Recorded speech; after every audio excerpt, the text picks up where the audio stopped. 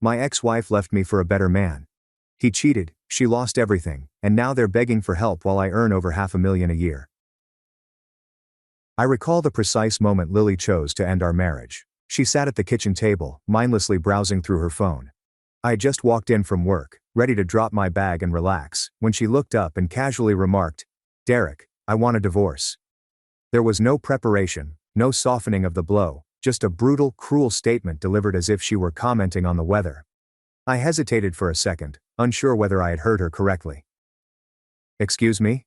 I inquired, my voice composed despite the tempest boiling within me. "I said, I want a divorce," she repeated, her tone implying that I was too sluggish to understand the first time. I should have been outraged, maybe even devastated. Instead, I was astounded by her chutzpah. Divorce, after everything we had gone through together. And the reason is what struck me the hardest. "I can't keep living like this," she said, crossing her arms. "I need someone who actually works, who contributes. This isn't the life I signed up for." I hadn't realized it. Does not work? I wanted to laugh, but I maintained my cool. For years I'd built my profession from the ground up, earning a six-figure salary and preparing us for a future that most people could only dream about. But Lily didn't bother asking about my work. Never showed any interest in how I made money. I suppose she assumed I was just coasting along, barely getting by. I leaned against the counter and studied her. She seemed so sure of herself, so certain that she was making the correct decision. "All right," I replied calmly, laying my suitcase down. She tilted her head in surprise. "All right?" "Yes, Lily. If you want a divorce, I won't stop you." I caught a glimpse of concern on her face, but it was quickly replaced by the smug, self-assured look I'd gotten accustomed to. "Good, because I've already spoken to a lawyer. You'll need to move out by the end of the month. Move out of my house." This woman's nerve was almost funny, but I did not protest. If she wanted me to leave, I would. At least for the time being. "Fair enough," I said, turning to go upstairs. I could feel her gaze on me, waiting for me to scream, beg or argue, but I offered her nothing. In the seclusion of our bedroom, I perched on the edge of the bed and processed the situation. This was not about divorce. This was about power. Lily wanted to feel in control and present me as the failure in our relationship. And perhaps she believed she could persuade me to fight for her, begging for a chance to win her back. But she didn't know me as well as she assumed. The days that followed were a masterclass in passive-aggressive behavior. Lily immediately had a lot to say about everything, even how I folded the clothes and how I spent my evenings. She ridiculed my hobbies, routines, and even how I brewed my coffee. It seemed as if she was attempting to justify her decision by making me the villain. And then there was Ethan, my self-proclaimed best friend. At first I didn't notice how frequently she said his name. "Ethan said this," or "Ethan suggested that," but it was soon evident to her that he was more than simply a buddy. I did not confront her. I wasn't prepared to reveal my hand. Instead, I let her believe she was in control. I led her to believe that I was the passive, clueless husband who couldn't see what was going on right in front of his eyes. One evening, as I was packing a suitcase with a few necessities, Lily leaned against the doorframe, arms crossed and a sneer on her lips. "So, have you figured out where you're going to stay?" she inquired, her tone condescending. I shut the bag and turned to face her. "Don't worry about me, Lily, I'll be fine." She huffed, evidently upset by my cool manner. "Good, because Ethan and I are planning a dinner party here next weekend. It would be awkward if you were still hanging around." "A dinner party? In my house? With my best friend?" The audacity was nearly impressive. "Don't worry," I reassured, shouldering the bag. "I'll be gone long before then." As I moved past her, I noticed her smug look. She believed she had won. She assumed I was slinking away in defeat. But Lily didn't realize she had just handed me the match to light the fuse. If she wanted to burn everything down, I'd let her. And then I'd watch the flames consume both her and Ethan. Sometimes shouting or fighting isn't the greatest way to exact revenge. It's silent. It requires patience. It is allowing the other person to dig their own grave while you silently prepare to bury them in it. And trust me, I was only getting started. Betrayal is a pernicious thing. It makes no grand entrance or display of fireworks. No, it slips in silently, disguised as casual chats and harmless gestures, until one day you wake up to discover that everything you believed was solid has been chipped away. Lily's request for a divorce was the first crack. What followed was a slow breakdown of what I thought I knew about her and Ethan. Yes, Ethan was my best friend, or at least the man who had held that position for many years. I should have seen it coming, but hindsight can be terrible. Initially it was subtle. Lily began invoking Ethan's name more frequently than normal. Ethan said this, or Ethan recommended that, she'd casually say during supper. I would nod, not thinking much about it. After all, he was a good friend to both of us. But as the weeks passed, his name came up in our chats more regularly and with a warmth that made my stomach churn. The first real red flag appeared on a Saturday afternoon. Lily had just returned from one of her meals with Ethan. She was laughing, and her cheeks flushed in a manner I hadn't seen in years. When I inquired what was hilarious, she dismissed me with, "Oh, it's just something Ethan said. You wouldn't get it."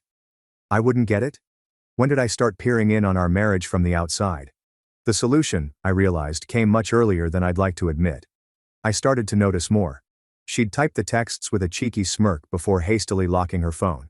She would suddenly dress up more when she had arrangements with Ethan. The explanations that they were only pals or that I was overthinking things. Overthinking. That is the preferred word of any guilty individual attempting to transfer the blame. I still didn't confront her, however. What could have been the point? She'd merely deny it and spin the story to make me appear like the anxious husband who couldn't deal with her having male pals. So I let her believe I was blind, too absorbed with my own affairs to watch hers unraveling. The big blow came when Ethan showed up at my house unexpectedly. I was in the process of packing my life into luggage, as Lily had sweetly requested, when I heard the doorbell. I opened it and was greeted by Ethan's ever-confident grin. He walked in without waiting for an invitation. "Derek, my man," he continued, as if we were still best of friends. "How's it going?" I stared at him, every ounce of patience in my body tested. "What do you want, Ethan?" I inquired, keeping my voice level. He leaned against the wall, carefree and charming. "Just checking in. Lily told me you were moving out, and I thought I'd see if you needed any help." Assistance.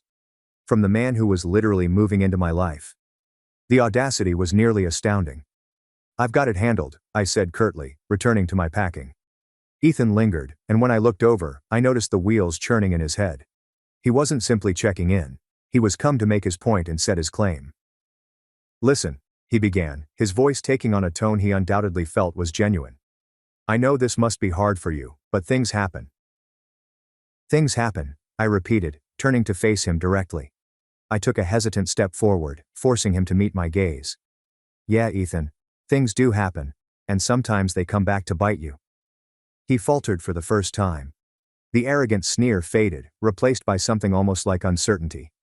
I did not wait for him to recover. I returned to my suitcase, clearly dismissing him. "You've always been a cool guy, Derek," he added nervously before going to the door. "No hard feelings, right?" I did not respond. Silence is a strong tool, especially when someone is yearning for a response. Ethan went without saying anything else, and as his car drove away, I exhaled a breath I hadn't realized I'd been holding. That night, as I slept in the bed that would soon be mine, I relived the events of the previous few months, missed signals, lies, and betrayal. I could have gotten outraged, confronted them both, and demanded answers. But what would this accomplish? They'd already dismissed me as irrelevant, a footnote in their story. What they didn't comprehend was that I wasn't the passive, naive husband they assumed I was. I had been paying attention, making mental notes, and strategizing my future actions. If Lily and Ethan thought they could walk off into the sunset together without consequences, they were in for a shocking awakening. Because betrayal continues even when the truth is revealed. No, that's when the actual game starts. And as far as I was concerned, this was a game I completely expected to win. Divorce. It's a small word for something so disorganized. It indicates closure, a straightforward conclusion to a convoluted story. But when Lily and I walked into that courtroom, I recognized this was not the end. For her, it was a victory lap, a celebration of what she saw as an enhancement. She arrived prepared to impress, in a fitted outfit that exuded refinement and a confident smile that made my stomach churn. Ethan was not far behind her, hovering like a shadow. He did not enter the courtroom, of course, he would not dare. But the very fact that he was present told me everything I needed to know. Lily wasn't simply divorcing me. She proudly displayed her betrayal. "Derek, let's not drag this out," she urged as we sat across from each other at the negotiating table. "I don't want this to be harder than it needs to be. It's harder than it should be." The irony was not lost on me. She had already made things difficult by stomping on years of marriage as if it were a worn-out rug that she couldn't wait to replace. "I don't plan to," I said calmly, meeting her eyes without flinching. The lawyer outlined the terms. She wanted the house, some furnishings, and a portion of what she believed to be my limited savings. She presumably expected me to resist her, perhaps even plead for a better bargain, but I didn't flinch. I agreed to all terms and signed each form without hesitation. Lily glanced at me, puzzled. "You're okay with all this?" "Why wouldn't I be?" I inquired, keeping my voice light. "It's just stuff, Lily. You can have it." I caught a glimpse of doubt in her expression, but she soon disguised it with a smug smile. She thought she had won, that she was leaving with everything important. What she didn't realize was that the house was not mine to begin with. It was a rental in my name, which I had used as a workstation when I first began freelancing years ago. And the savings she thought she was taking were only a percentage of my total worth. The true money was hidden away in investments, accounts she had no idea existed. As the documents were signed and the process was over, Lily reclined back in her chair, content. "Well, I'm glad we could handle this like adults," she replied, patronizingly. I simply nodded, fighting back the impulse to chuckle. A week later, I packed my possessions and left the house she sorely desired. I gave her everything she asked for: furniture, decor, even pricey kitchen appliances she'd never used. It was not worth the effort to take any of it. Let her have her goodies. Ethan, of course, wasted no time settling in. A neighbor texted me a photo of him unloading boxes into the house, and Lily was standing on the porch with the same smug expression on her face. They probably thought they were creating the ideal little life together, fully unconscious of the storm looming just outside their view. What Lily didn't realize was that I had already been gathering evidence of her affair with Ethan months before the divorce. Photos, text messages, and even a GPS history reveal their frequent lunches at a neighboring hotel. And, while I could have used it to disrupt the divorce process, I chose against it. Why? Because dragging this out in court would simply prolong the drama, and I desired something far more rewarding. I expected karma to take its course, and I wanted front row seats when it did. In the weeks that followed, I adjusted to my new life. My profession continued to prosper, and my salary increased even more as new chances arose. Meanwhile, Lily and Ethan were showing off their love around town, sure they were the picture of happiness. I did not react. I did not call. I did not text. My quiet was deafening, and I knew it was going to wear them down soon. One day I got a message from a mutual buddy. "Derek, did you know Lily is throwing a housewarming party? She and Ethan are really leaning into this whole thing." I was just having a laugh. Of course they were. Lily was the type that sought validation from others and thrived on the appearance of accomplishment. She had no idea that her shining new life was constructed on a foundation of falsehoods, and that foundation was already beginning to crack. As I sat in my new apartment that evening, looking out at the city skyline, I couldn't help but feel peaceful. Lily believed she had won, but she had no idea what she had actually lost. And while Ethan was about to realize that taking something that wasn't his comes with a cost, I wasn't in a rush. Revenge, after all, is best served cold, and I was only getting started. I am not sure what Lily expected when she and Ethan agreed to make their relationship official. Perhaps she imagined a picture-perfect life filled with weekend brunches, romantic getaways, and the excitement of a new romance. If so, she was in for a harsh revelation. It did not take long for cracks to appear. Naturally, I maintained silence. There was no reason to intervene. They were excavating their own graves perfectly fine without my assistance. The first indication of problems came from whispers among mutual acquaintances. A friend told me that Lily and Ethan were already straining to sustain their new fantasy life. "She's throwing all these dinner parties just to show off," my pal added. "But I hear Ethan's been overspending, and they're behind on the bills." I was not surprised. Ethan has always been the type of person who preferred the lifestyle over the work. He enjoyed costly clothing, showy automobiles, and excellent meals, but he lacked the discipline and revenue to support it. Lily clearly didn't realize she had swapped financial stability for a showman with little substance. Then there was the talk about their disagreements. They were not the pair everyone assumed they were. People discussed the shouting battles that could be heard through the walls of their rental home. Yes, rented.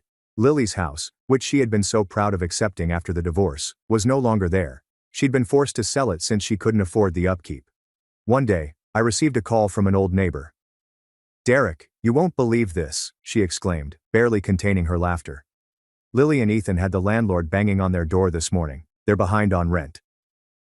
I leaned back in my chair, a smile growing across my face. "Oh, how far behind?" "3 months," she answered.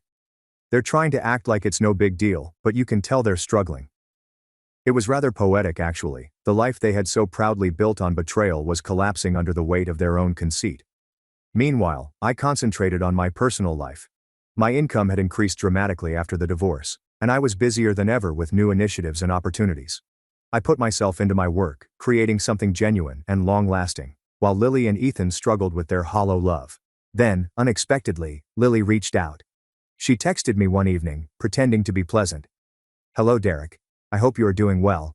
I just wanted to check in and see how things were going for you." I glanced at the message for a time, unsure whether to answer. I could sense the underlying desperation in her remarks. She was not checking in. She was fishing. Nonetheless, I chose to play along. "Things are going well, Lily," I said. "Business is growing. How about you?" Her reaction arrived shortly. "Oh, Ethan and I are doing fine. We're making do with a limited budget." I nearly laughed. Managing. That was being generous. The real kicker arrived a week later. I was leaving a client meeting when I noticed Lily waiting outside the building. She looked different, tired, worried, and nowhere near as put together as she once was. "Derek," she said, her voice filled with something I hadn't heard from her in years: uncertainty. I approached her, adopting a neutral attitude. "Lily, what brings you here?" She hesitated and fiddled with the strap of her purse. I wanted to talk. Things have been tough lately, and I thought maybe we could catch up." Catch up? I knew precisely what she wanted, but I wasn't going to make things easy for her. "I'm a little busy," I said. "But I hope things improve for you."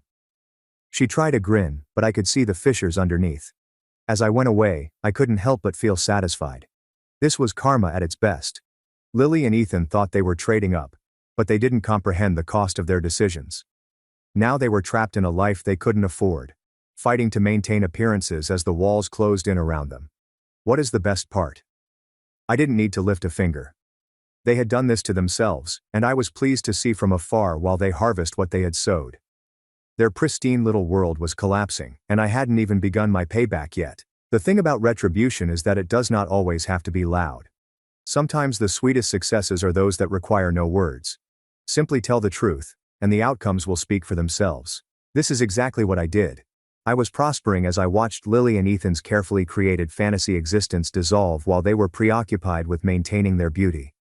My work had taken off in ways I had not anticipated. Deals were closing left and right, and my annual revenue had risen to more than $533,000. I was not only doing well, I was blossoming. But I kept it secret. There was no need to boast about my success. Lily had already discarded me as the unproductive man, and I was content to let her believe that. Why correct her when her ignorance worked so well in my favor? Instead of focusing on them, I directed all of my attention inward. I updated my flat to a sleek, modern space in the middle of the city, reflecting my new existence. Floor-to-ceiling windows, sophisticated technology, and a stunning perspective of the skyline. It was a home made by my own efforts, free of the anger and treachery that had soiled the previous one. My days were packed with meetings, initiatives, and opportunities that kept me focused and involved. My nights were for me. I started going out more, reconnecting with old acquaintances and meeting new ones. Life felt lighter, more open, and full of possibilities. Of course, Lily was not entirely absent. Every now and then, I'd get a text or hear from common acquaintances about her and Ethan's latest problems: unpaid bills, disputes, and rising debt. Apparently, they attempted to throw a dinner party at the rental, only to have the electricity turned off in the middle of the evening because they had not paid the energy bill. "Derek," a friend said as they talked, "you should have seen it." Lily was mortified. Ethan tried to play it off like it was a mistake, but everyone knew what was really going on. I did not laugh, however. I simply nodded, letting the satisfaction flood over me. This wasn't about schadenfreude or pointing out their failures. It was all about balance. They had tilted the scales with their betrayal, and now life was balancing them out. One day, I ran into Ethan in a coffee shop. He appeared tired, his previously polished appearance replaced by something more unkempt. He didn't notice me at first, so I had a time to observe. He crouched over his laptop, his brow strained, scrolling through what appeared to be job postings. When he finally looked up to see me, his countenance changed. There was no smugness or bravado, only a glimmer of embarrassment. "Derek," he replied, standing awkwardly. "Ethan," I said calmly. "How's it going?" He hesitated, his gaze darting around as if looking for an exit. "Good, just busy with work and all that." "Work, huh?" I asked, lifting an eyebrow. "That's good to hear." He chuckled uneasily, but not with his eyes. "Yeah. Keeping busy. You know how it is." I simply nodded, allowing the silence to stretch between us. He shuffled uneasily before muttered something about needing to return to his chores and quickly excused himself. That interaction revealed everything I needed to know. Ethan was struggling, and Lily's lovely new life was not as idyllic as she had thought. Lily's texts increased in frequency over the course of several weeks. They were vague at first, simply checking in or wishing you well. But I understood what they actually meant. She was testing the waters to see whether I would be willing to help her out. I ignored most of them. The handful I did react to were brief and courteous, leaving her with little to work with. Her texts quickly grew more blunt. "Derek, I understand we've had our disagreements, but I could really use a friend right now." "A friend?" The irony was not lost on me. She had dumped me like yesterday's news, but now that her glossy new life was collapsing, she needed a lifeline. I didn't respond. Not out of spite, but because I owed her nothing. Lily had made her decisions, and she now lived with them. My silence spoke volumes. While she and Ethan struggled to keep their heads above water, I soared. Opportunities kept coming. My investments were thriving. My life was full with tranquility and purpose. I did not need to confront Lily or Ethan. I didn't have to rant, accuse, or demand apologies. My achievement, my happiness, was my revenge. And the best part? They were fully aware of this. They saw it in every ignored message, every rumor about my success, and every interaction in which I left with my head held high as they hurried to pick up the pieces. It wasn't simply about getting even. It was about showing to myself that I could rise above everything. And I had, quietly, boldly, and totally. Lily and Ethan's downfall did not involve an explosion. It was a slow, crumbling disaster of their own making. I watched it unfold from afar, hearing bits and pieces from common connections and seeing the occasional social media post. Each fresh update provided a clearer picture. They were drowning in their own arrogance, and the water was rising rapidly. At first, Lily attempted to maintain appearances. She continued to share photos of herself and Ethan at fine restaurants, trips that appeared far more luxurious than they were, and snippets of their idyllic life. But the cracks were beginning to appear. Dinners grew less regular, vacations were non-existent, and the grins in their images appeared forced. Then came the murmurs. People began to notice that Lily was no longer as put together as she once was. Her once perfect hair and fancy clothes were being replaced by more affordable alternatives. Ethan, the ever-flashy showman, was now reusing clothing he'd barely worn once. It wasn't long before the rumors evolved into direct updates. One day, a mutual friend called and told me the news. "Derek, you'll love this," she remarked, hardly holding back her laughter. "Lily and Ethan are in some deep trouble. Apparently they're months behind on their rent." I lifted an eyebrow in surprise, but not shock. "Rent? I thought they owned that house." "Not even close," she replied. "They've been renting it this whole time. Word is they're on the verge of being evicted." I gave a tiny chuckle. It was poetic justice, really. Lily had battled so hard to get that house in the divorce, only to discover she couldn't afford to retain it. The financial woes did not end there. Another buddy reported that Ethan was laid off from his work. He was still appearing to have everything under control, but it was evident that he was struggling. Lily, for all of her concerns about me not working, had never worked a real job. Their idyllic life was crumbling under the weight of rising debt and a lack of income.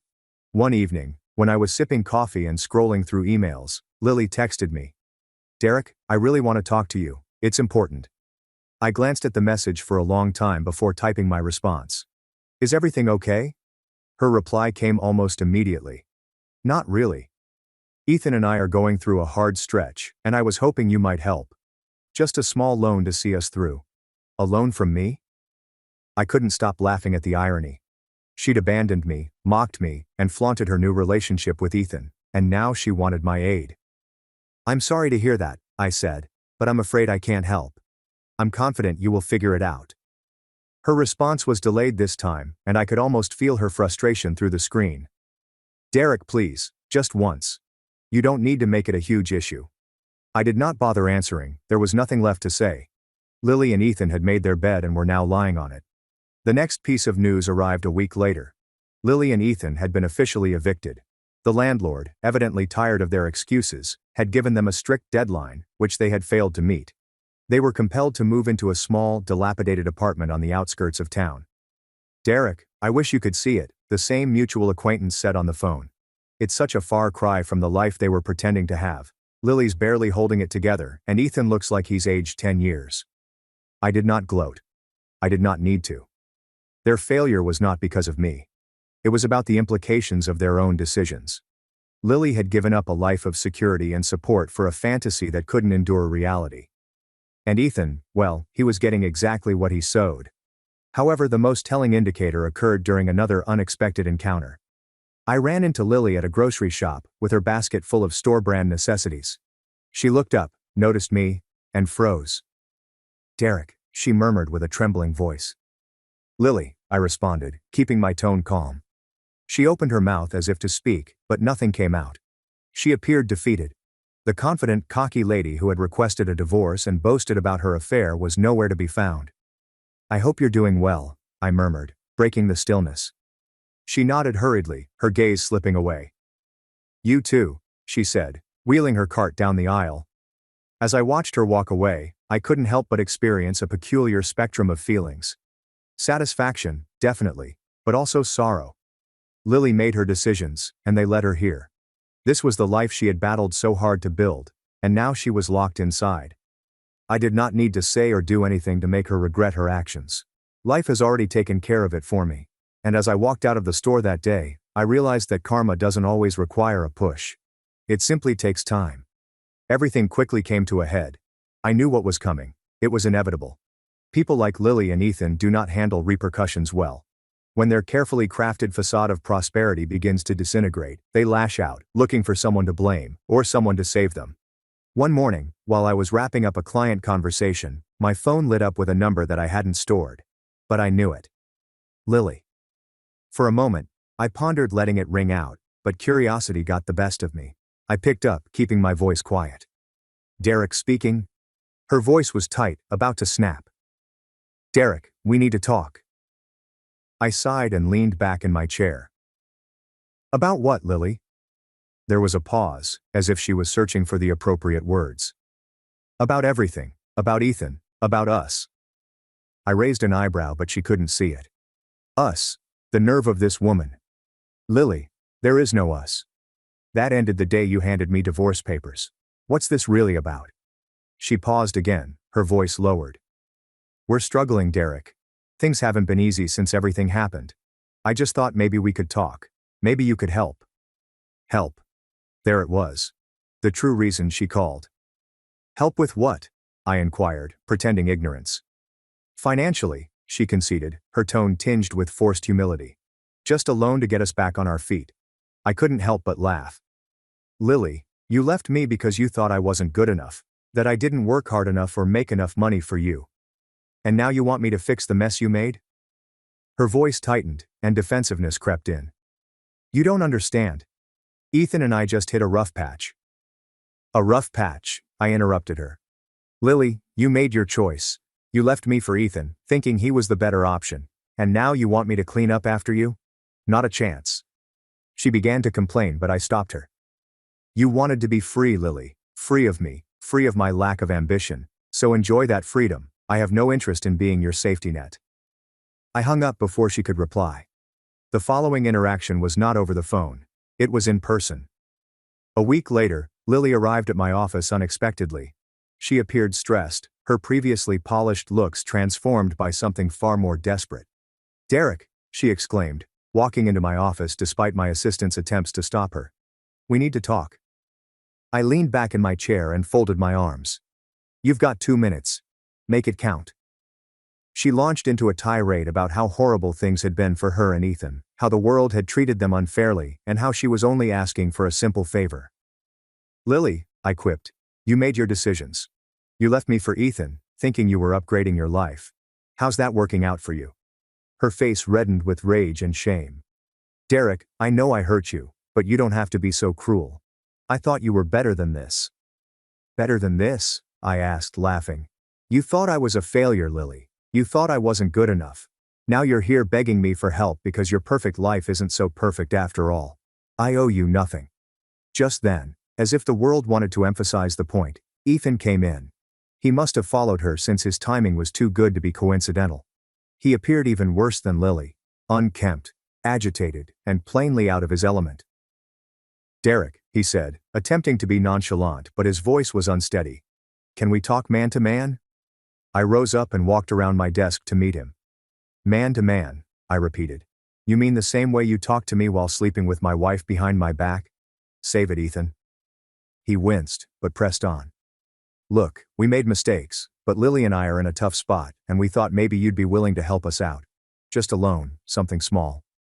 I shook my head and laughed again. Unbelievable.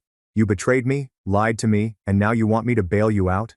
The audacity is impressive, I'll give you that. Ethan's cheeks flushed hot, and his hands balled into fists at his sides. You don't have to be a jerk about it, Derek. I moved closer, my voice low but forceful.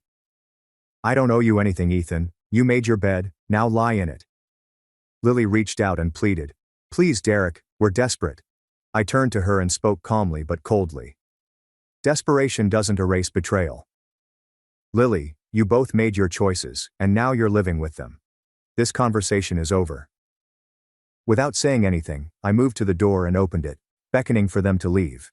They stayed there for a moment, shocked, before moving out, their heads lowered. As the door shut behind them, I felt a sense of completion. They felt they could influence or shame me into assisting them, but I was no longer the man they thought they knew. This was not simply about vengeance. This was about standing strong, recognizing my worth, and refusing to let those who had failed me bring me down. And as I sat back at my desk, I couldn't stop smiling. They thought they had broken me.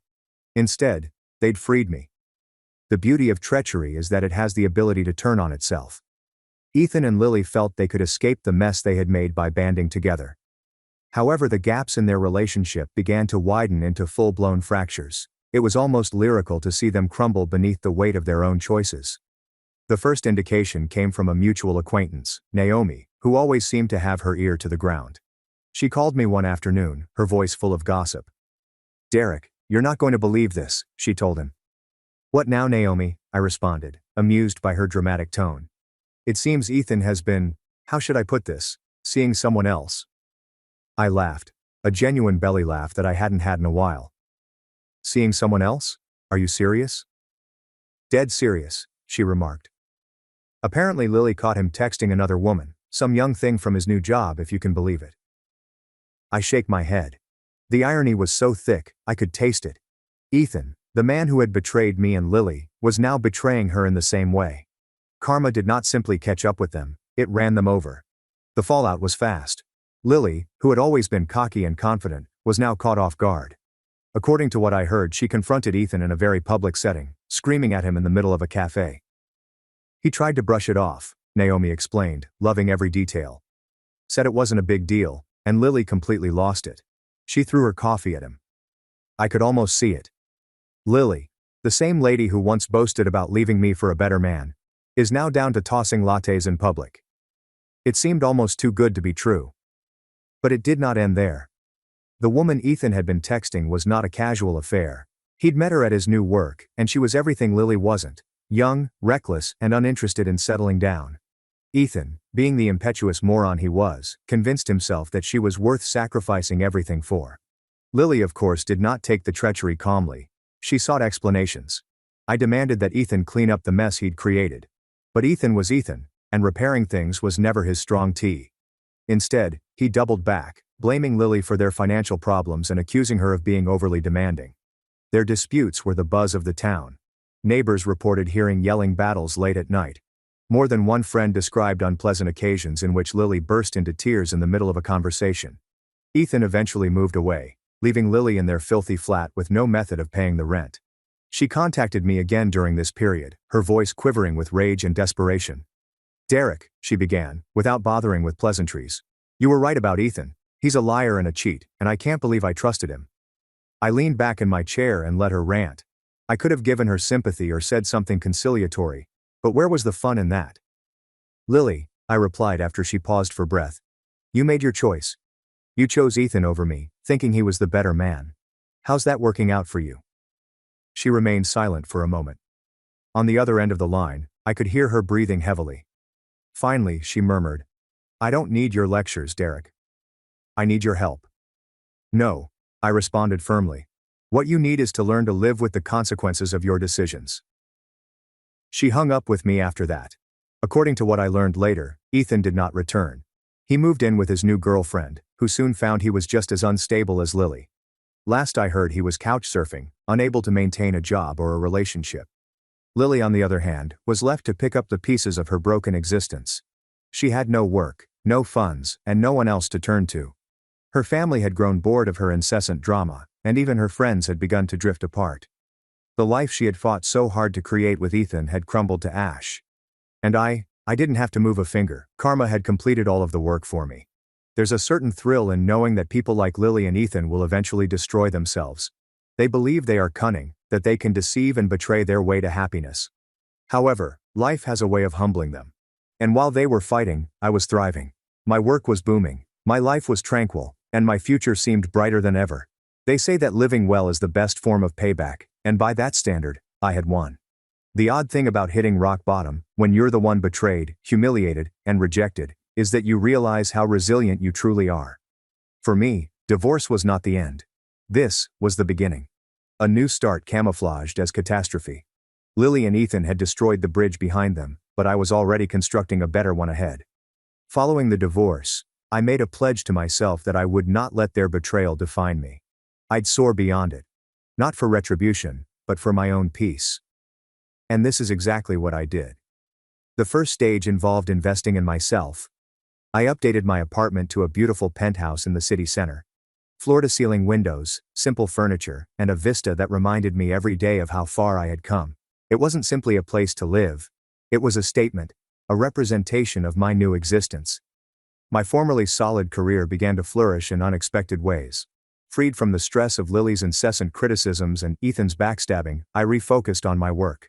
Clients noticed. New contracts flowed in. My annual income has surged, reaching $513,000 and growing. Then there were unexpected chances. My skill and reputation in my profession resulted in lecture engagements, collaborations, and investment opportunities. Every accomplishment seemed like a tiny win, a reminder that I was more than the man Lily had dismissed. Socially, I started rebuilding as well. Old acquaintances who had drifted apart over the years reconnected. New friends entered my life. People who valued me for who I was, rather than what they could get from me. I began attending events, networking with like-minded people, and even taking the odd weekend trip for fun.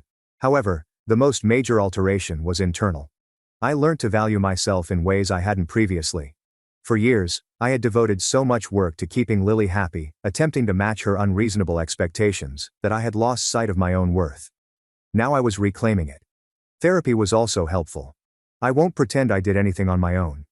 Talking to someone objective, someone who could help me comprehend the betrayal and ongoing anger, was priceless. My therapist once told me, "Derek, you're not responsible for other people's decisions, you're only responsible for how you react to them." Those words became my motto. Then there was my creative side. I had always dabbled in writing and photography, but now I had the time and energy to pursue both properly. I established a blog, which is half personal journal, part professional thoughts, and it soon gathered traction. People connected with my tale of rebuilding, of turning suffering into progress. Every now and then, I heard rumors about Lily and Ethan. Their downhill fall had become something of a cautionary tale in our former circle of acquaintances. The latest reports were always the same: more debt, drama, and remorse. "Derek," a mutual acquaintance once commented over coffee, "I don't know how you're so calm about all this. If I were in your shoes, I'd be furious." I shrugged. What's the point? They're living their karma. I don't need to add to it. And it was true. Watching them struggle while I succeeded was not only pleasant, but also liberating. I didn't need to seek vengeance or harbor anger. I was too busy living happily. However, there were times of introspection. Late at night, peering out at the city lights from my penthouse, I'd reflect on everything I'd gone through: betrayal, heartache, and wrath.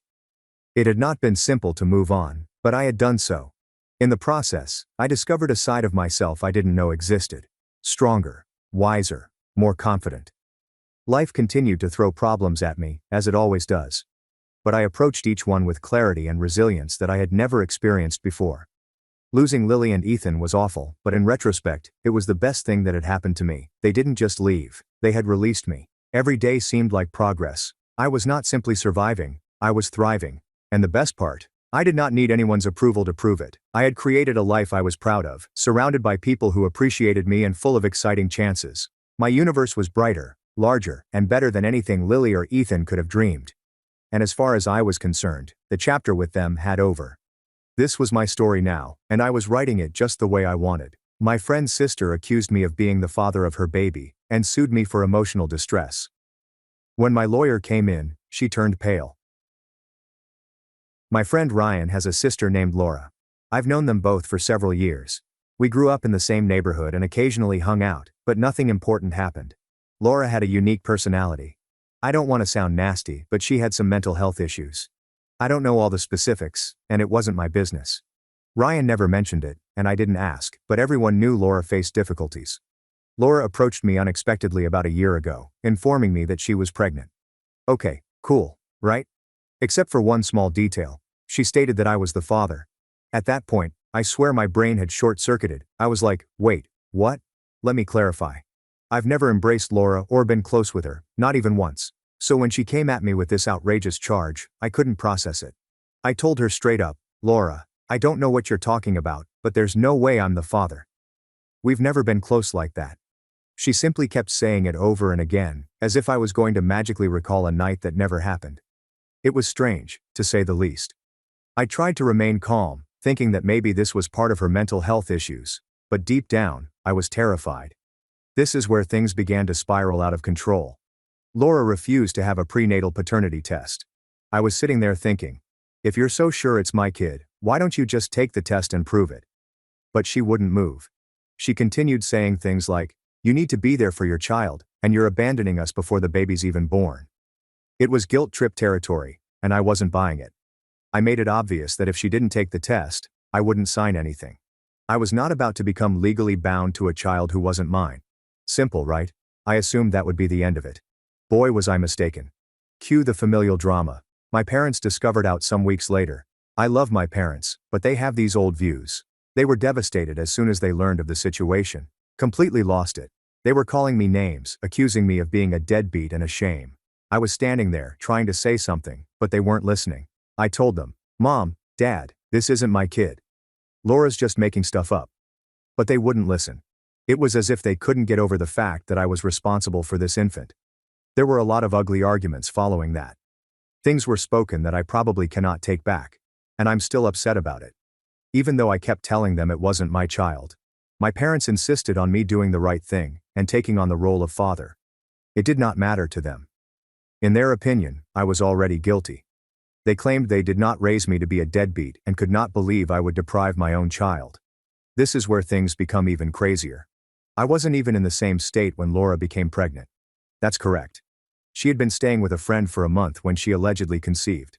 When I brought this up with my parents, they simply dismissed it, stating, people make mistakes. Well, this wasn't a mistake. This was a full-fledged accusation that could ruin my life. Fast forward to around 6 months into Laura's pregnancy. By this point, the entire family had turned on me.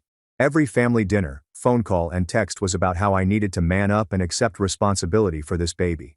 I was losing my mind. It was as if I were in a nightmare. Regardless of what I said or did, no one believed me.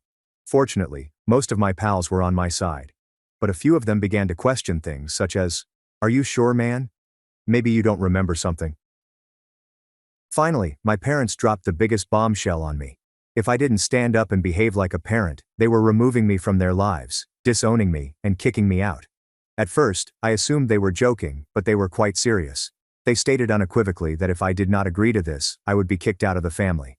They disowned me after I refused to cave. Let me tell you, it stung. I was irritated, puzzled, and hurt. These were the people who reared me and were meant to have my back, yet they chose to believe someone else over me.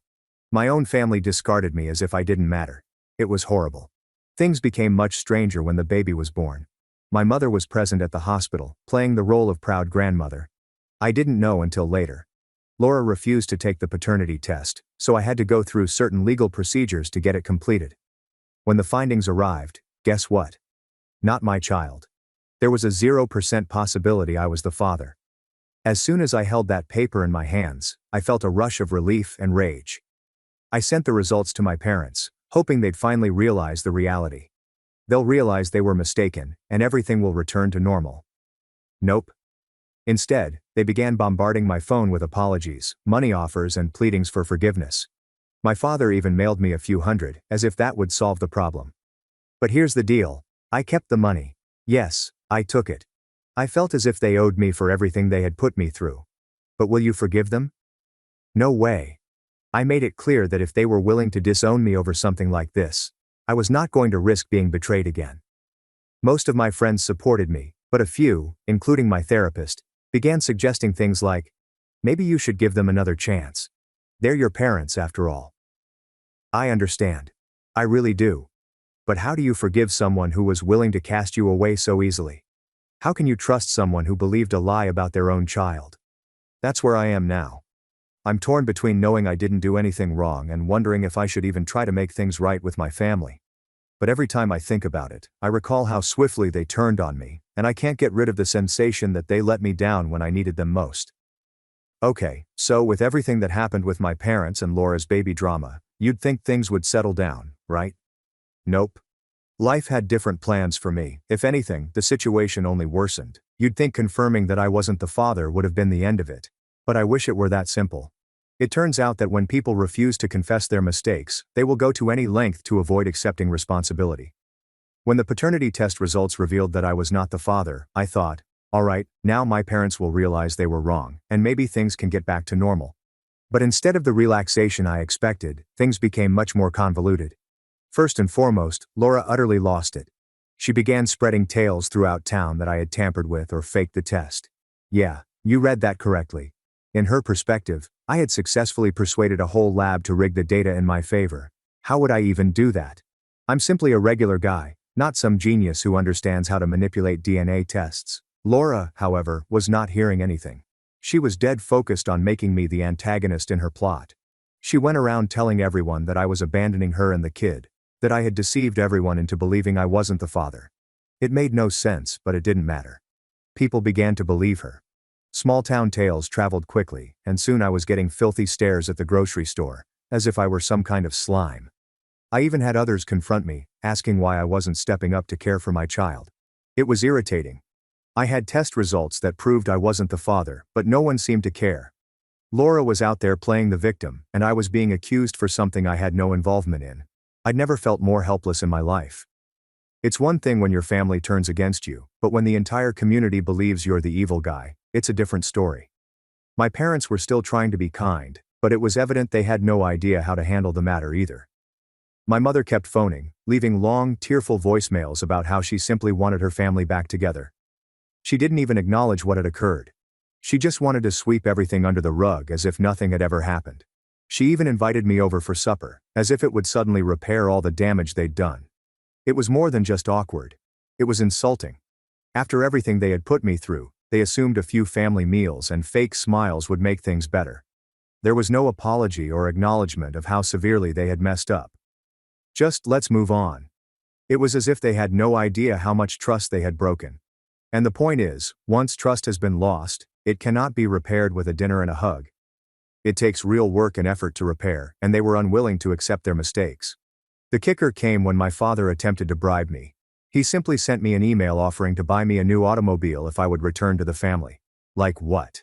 They believed they could purchase my forgiveness?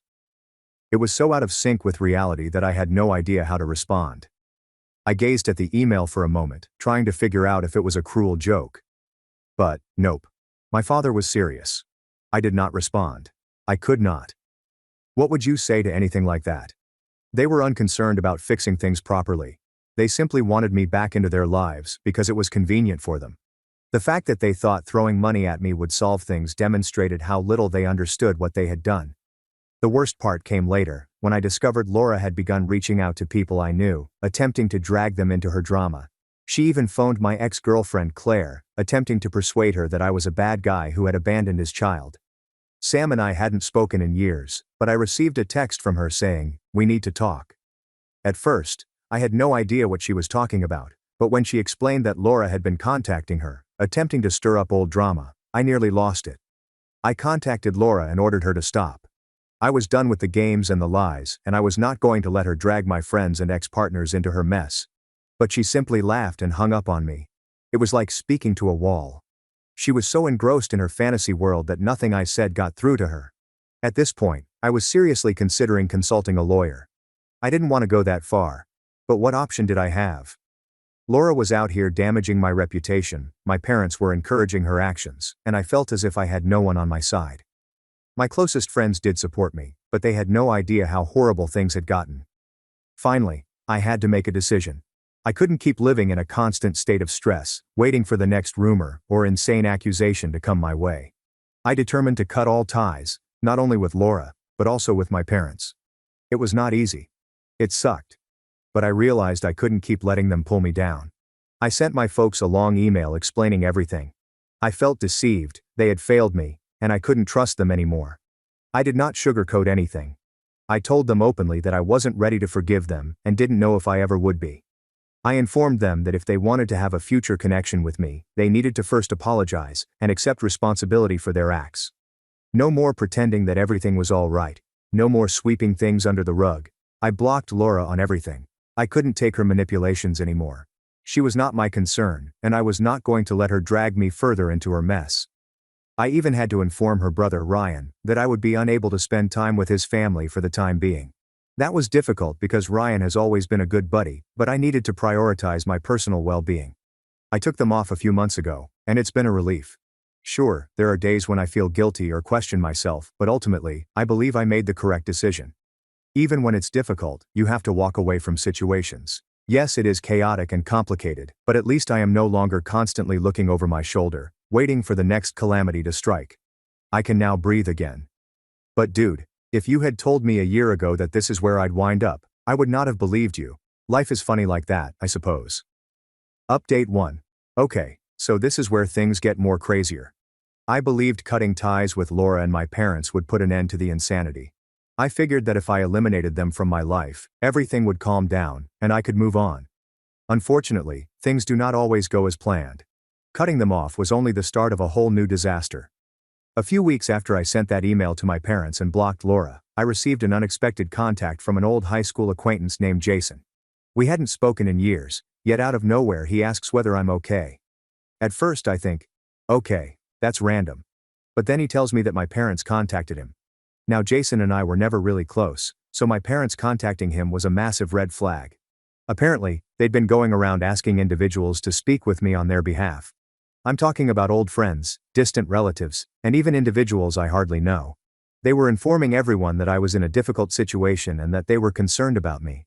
They seemed to be trying to make me appear unstable, and the worst part? They framed the entire situation as if I was the one who needed to apologize for cutting them off. Jason was okay about it. He was aware of what was going on and wanted to warn me. But it did not end there. Over the next several days, I began receiving messages from a wide range of people. People I hadn't spoken to in years, and only met a few times. They were all saying the same thing. Your parents are really worried about you, or, you should give them another chance. That was insane. They had convinced everyone that I was the evil guy in this situation, that I had gotten off track and needed to make amends. I could not believe it. I was just attempting to go on with my life when my parents launched a full-fledged public relations operation to make me look like the villain. The final straw came when they contacted my employer. Yes, you heard that correctly. My parents called my employer. I'm not sure how they got the number, but they found my boss's contact information and called the office, telling him they were worried about me and that I wasn't in the appropriate mindset.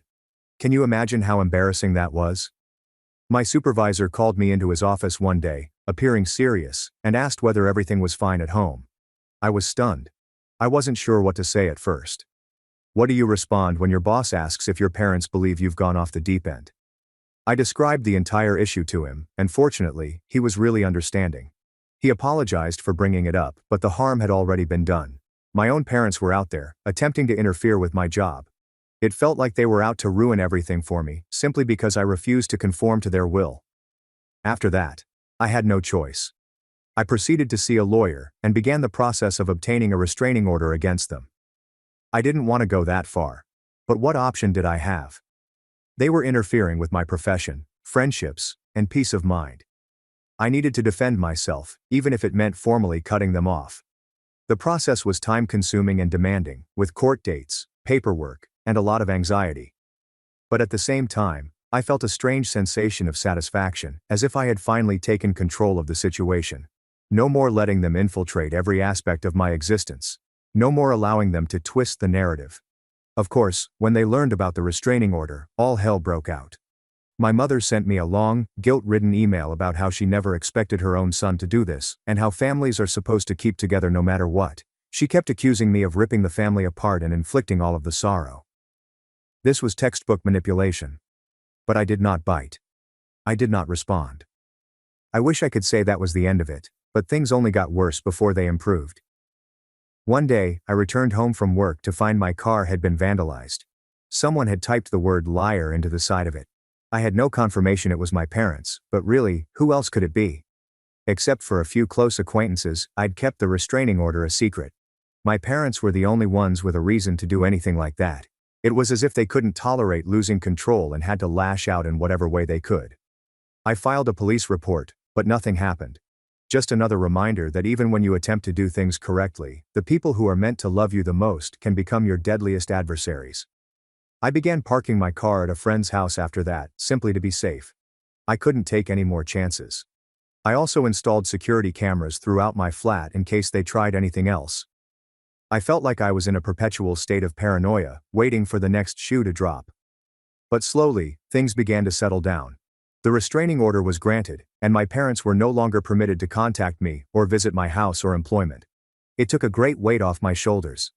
I could finally breathe after what seemed like an eternity. It has been a few months, and I am still picking up the pieces. I had to perform a lot of damage control with my friends and coworkers, explaining the entire issue and ensuring they understood the truth. The majority of them were supportive, but a few were suspicious, asking, "Are you sure your parents would really go that far?" I got it. It's difficult to believe, but if you've been through it, you know how far some individuals will go when they feel they've lost control. Looking back, I never anticipated things would become so horrible. It's incredible how quickly relatives can turn against you when you refuse to play by their rules. But I've learned something valuable from all of this. You cannot let anyone, including your family, determine how you spend your life. Sometimes you have to make the difficult decision to walk away, even if it hurts. I'm not sure what the future holds for me and my parents. Perhaps one day they will recognize what they did and genuinely apologize. Perhaps not. In any case, I'm tired of allowing them to dictate my life. I have my own road to take, and I'm not looking back. Update 2. Okay, so this is where things take a turn. I expected things to calm down once I had the restraining order and began rebuilding my life. However, life had other plans. Just when I was starting to feel like I could breathe again, my parents devised a new technique to torment me. This time there wasn't any direct touch. It wasn't damaging my automobile or sending emails. No, this was an entirely different level of messed up. One day, I was sitting at home, minding my own business, when I received a letter in the mail. Nothing unusual about that, right? Except that this letter is from a lawyer. At first I assumed it was related to the restraining order. Perhaps some last paperwork. But no, it was a lawsuit. My own parents sued me. For what, you ask? Emotional anguish. I couldn't believe all I was reading. They were suing me for cutting them off, claiming that my actions had caused them significant mental distress, and that they were entitled to compensation. They even claimed I had estranged them from the rest of the family, which was completely false because they isolated me, not the other way around. I sat there for a few minutes, staring at the letter, trying to figure out what was happening. Seriously, who does that? Who sues their own child because they are angry that they were cut off? I did not know what to do. Part of me wanted to chuckle at how silly everything was, but another part of me was extremely freaked out. It wasn't simply family drama anymore. This was legal, and things were about to get very ugly. I called my lawyer right away. I couldn't handle this alone. She was as astonished as I was. She'd seen a lot of difficult family situations, but suing your own child for mental distress, that was novel even for her. We went over the specifics of the complaint, and while the majority of it was obviously false, I knew we couldn't just dismiss it. They were serious, so I had to fight back. The following few weeks were a blur of meetings, phone calls, and tension. I had to assemble all of the proof of what had happened, the paternity test results, the restraining order, and the harassment I had been subjected to. My lawyer was convinced we would win, but it felt weird that it had come to this. My own parents were dragging me through the mud in court simply because I refused to let them dominate me anymore. But here's the deal, they did not stop with simply the lawsuit. Oh no, they had to go a step further. They began reaching out to other family members in an attempt to turn them against me. I began receiving messages from relatives, uncles and cousins, people I hadn't heard from in years. They were all suggesting the same thing. Why don't you just reconcile with your parents? You are being selfish if you believe that family is everything. It was as if they had been brainwashed into believing I was the villain in all of this. I was enraged, not only at my parents, but at the entire scenario. It seemed like no matter what I did, or how hard I tried to defend myself, they always found a way to twist the story and make me appear like the bad person. How do you explain to someone who has only heard one side of the story that your parents are suing you for emotional distress because you set boundaries? It came to the point where I had to cut off more people. I blocked family members, unfriended folks on social media, and just cut all ties to that aspect of my life. It wasn't that I didn't care about them, I did, but I couldn't keep justifying myself to folks who'd already made up their minds. It was exhausting, and I was done justifying my judgments to those who refused to understand the broader picture. Eventually, the court date arrived. I arrived with my lawyer, ready for whatever bullshit they would throw at me. And let me tell you, it was a circus. My parents had a full sob story prepared about how they'd always been there for me, how they tried to support me through difficult times, and how I'd cruelly cut them off for no reason. They framed themselves as the victims in all of this, which was really astounding given that they were the ones who disowned me in the first place. But my lawyer wouldn't have it. She dismantled their claims piece by piece, presenting the judge with evidence of their harassment, the restraining order, the paternity test, everything. It was horrible. And at the conclusion, it was clear that the court did not believe their story. The judge ruled in my favor. Obviously, the lawsuit was dismissed, and my parents were compelled to pay my legal expenses, which was a minor triumph in the larger scheme of things. But despite winning, it didn't seem like a victory. I felt like I had just gotten out of a nightmare, and there was still so much debris to deal with. Following the case, my parents made one final attempt to re-enter my life. They sent me a long emotional letter in which they apologized for everything, expressed their desire to make things right, and stated that they could not take the thought of losing me. It was the same old guilt-tripping bullshit they'd been doing from the beginning. I honestly didn't answer. I had already made a decision. I was not going back. There's just so much someone can take before they have to walk away permanently. And yes, it hurt. Cutting off your family is difficult, regardless of how bad things get. However, sometimes it is vital for your own sanity. I couldn't keep being dragged into their chaos. Regardless of how much they claimed to love me, their concept of love was toxic, and I was not going to let it poison my life any longer. So, that's where I am now. The case is behind me, the restraining order remains in effect, and I am moving forward. It hasn't been easy, but I'm learning to live without the noise and the continual worry of wondering when the next calamity would strike. For the first time in a long time, I believe I have some control over my life, which feels pretty damn wonderful. I'm not sure what the future holds. Maybe one day things will change, or maybe not. But right now, I'm concentrating on myself, on restoring the elements of my life that they attempted to destroy. It has been a hard journey, but I am finally beginning to see the light at the end of the tunnel. Update 3. Okay, so if you've been following along thus far, you'd think that with the lawsuit and the restraining order, the crazy would be over. But nah. My family found a method to surprise me one final time. And this one really made me shake my head since I didn't believe they could get any lower. But, here we are. Things began to quiet down a few months after the court ruled in my favor. I had severed links with everyone, causing me worry, and for the first time in what seemed like forever, I was able to concentrate on reconstructing my life. There are no random messages from old pals or letters from lawyers, only peace. Or so I thought. One day, I was out running errands, just doing usual things like grocery shopping, when I ran into my cousin Nicole. Nicole and I hadn't chatted much throughout all of this upheaval. We weren't very close growing up, but we always got along. So when I saw her, I thought, why not say hello? We ended up conversing for a while, and at first it seemed very normal, catching up on life, work, and the usual stuff. But then she suddenly says, "Hey, did you hear what your parents are planning?" I froze. Planning? I inquired, suddenly experiencing that old pit in my gut. Nicole looked a little uneasy, as if she wasn't sure if she should even tell me, but she groaned and continued. Yeah, they're throwing a big family reunion next month. Apparently they've been telling everyone they're hoping it'll be a reconciliation thing between you and them. I could not believe it. They were genuinely organizing an ambush reunion to push me back into the family. I asked Nicole for additional information, and it turned out that they were inviting everyone. Distant cousins, family friends, and individuals I hadn't seen in years. What's the kicker? They'd been telling everyone I'd be there, as if I was part of the plan. I was infuriated. I had not agreed to anything, and now they were preparing to make me seem terrible if I did not come up. It was another typical tactic by my parents: manipulate the situation, make me look like the villain, and guilt-trip me into doing what they wanted. I thanked Nicole for informing me and told her straight up that I was not attending. She understood, but she seemed to be divided, as if she was buying into my parents' story that all they wanted to do was heal things. I could see it on her face.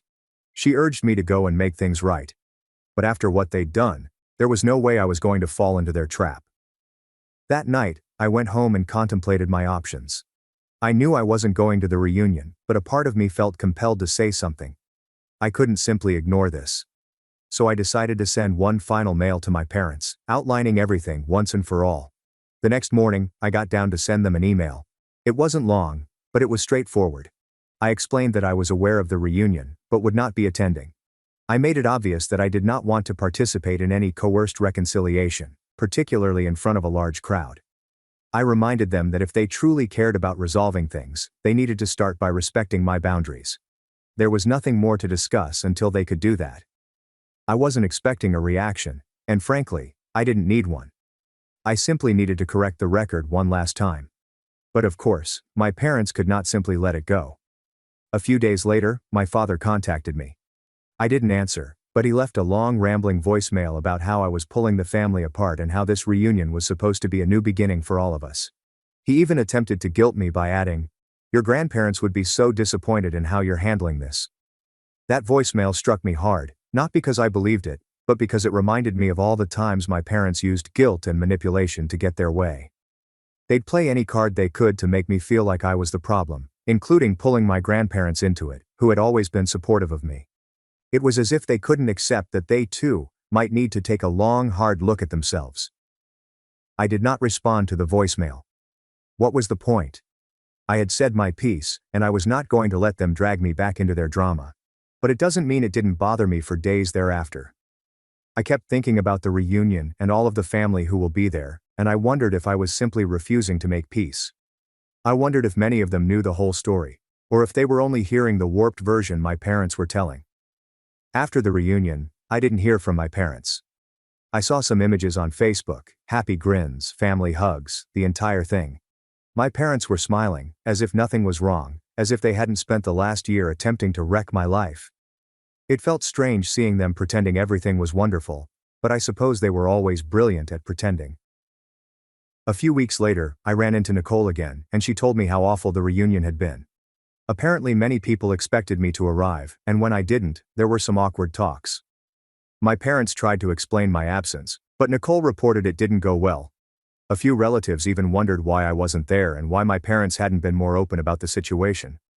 I guess not everyone believed their narrative after all. And I think that's where things stand right now. I've managed to detach myself from the drama, but I know it's always present, just beneath the surface. My parents are unlikely to admit their mistakes, and I understand it.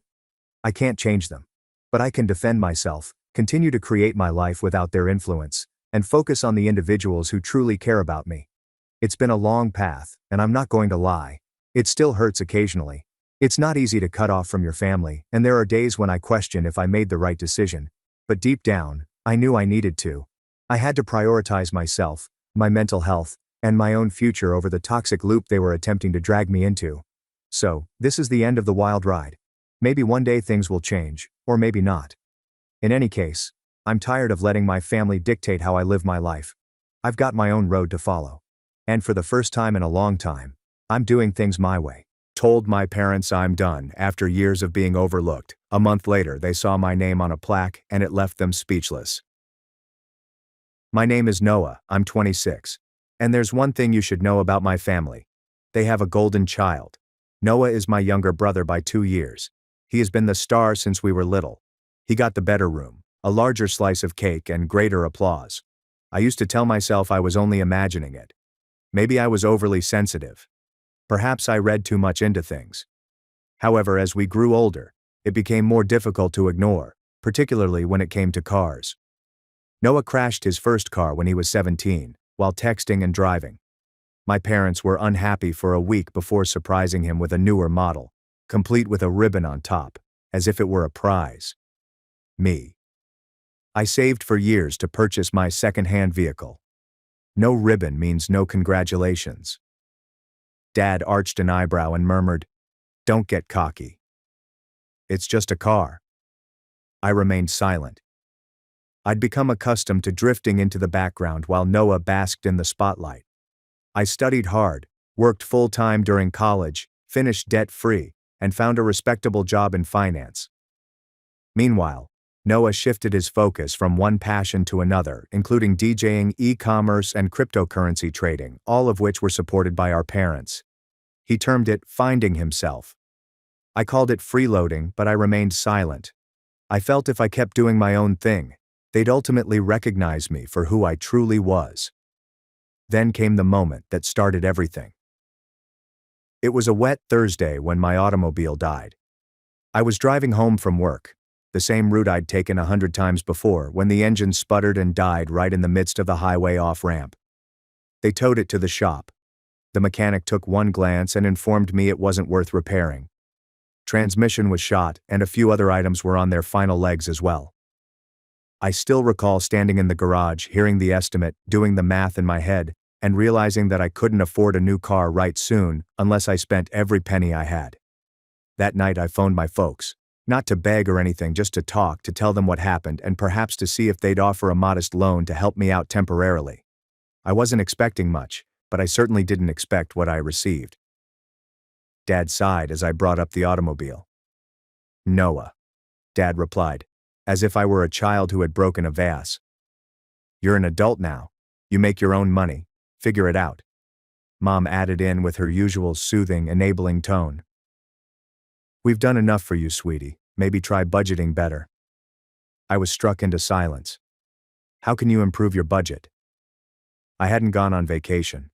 In 3 years. I lived in a small one-bedroom apartment and brought lunch to work every day. Meanwhile, Noah was on his third sabbatical of the year, tweeting selfies from Miami with captions like, "Grind never stops." Nonetheless, I said nothing. I simply thanked them, hung up, and stared at the wall for a bit. That night I rode the bus home in silence, trying not to let the storm of resentment in my chest consume me. The next day, I got myself together. I rented a cheap automobile for the short term, began exploring side hustles, and took on some freelance work after hours. It was exhausting. I didn't sleep much for weeks. But gradually, things began to shift. One of my freelance assignments led me to a financial business. I began assisting them with data analysis, then system optimization. They were more impressed than I'd ever heard my folks were. They offered me a full-time remote position with stock options and a substantial signing bonus. I said yes before they had finished speaking. From then, everything went quickly. The company took off. Our platform gained significant traction, and by the end of the second quarter, my shares were worth more than my parents had ever spent on Noah's businesses. I did not flaunt it. I still lived simply. I still ate the remainder. I still wore the same old watch.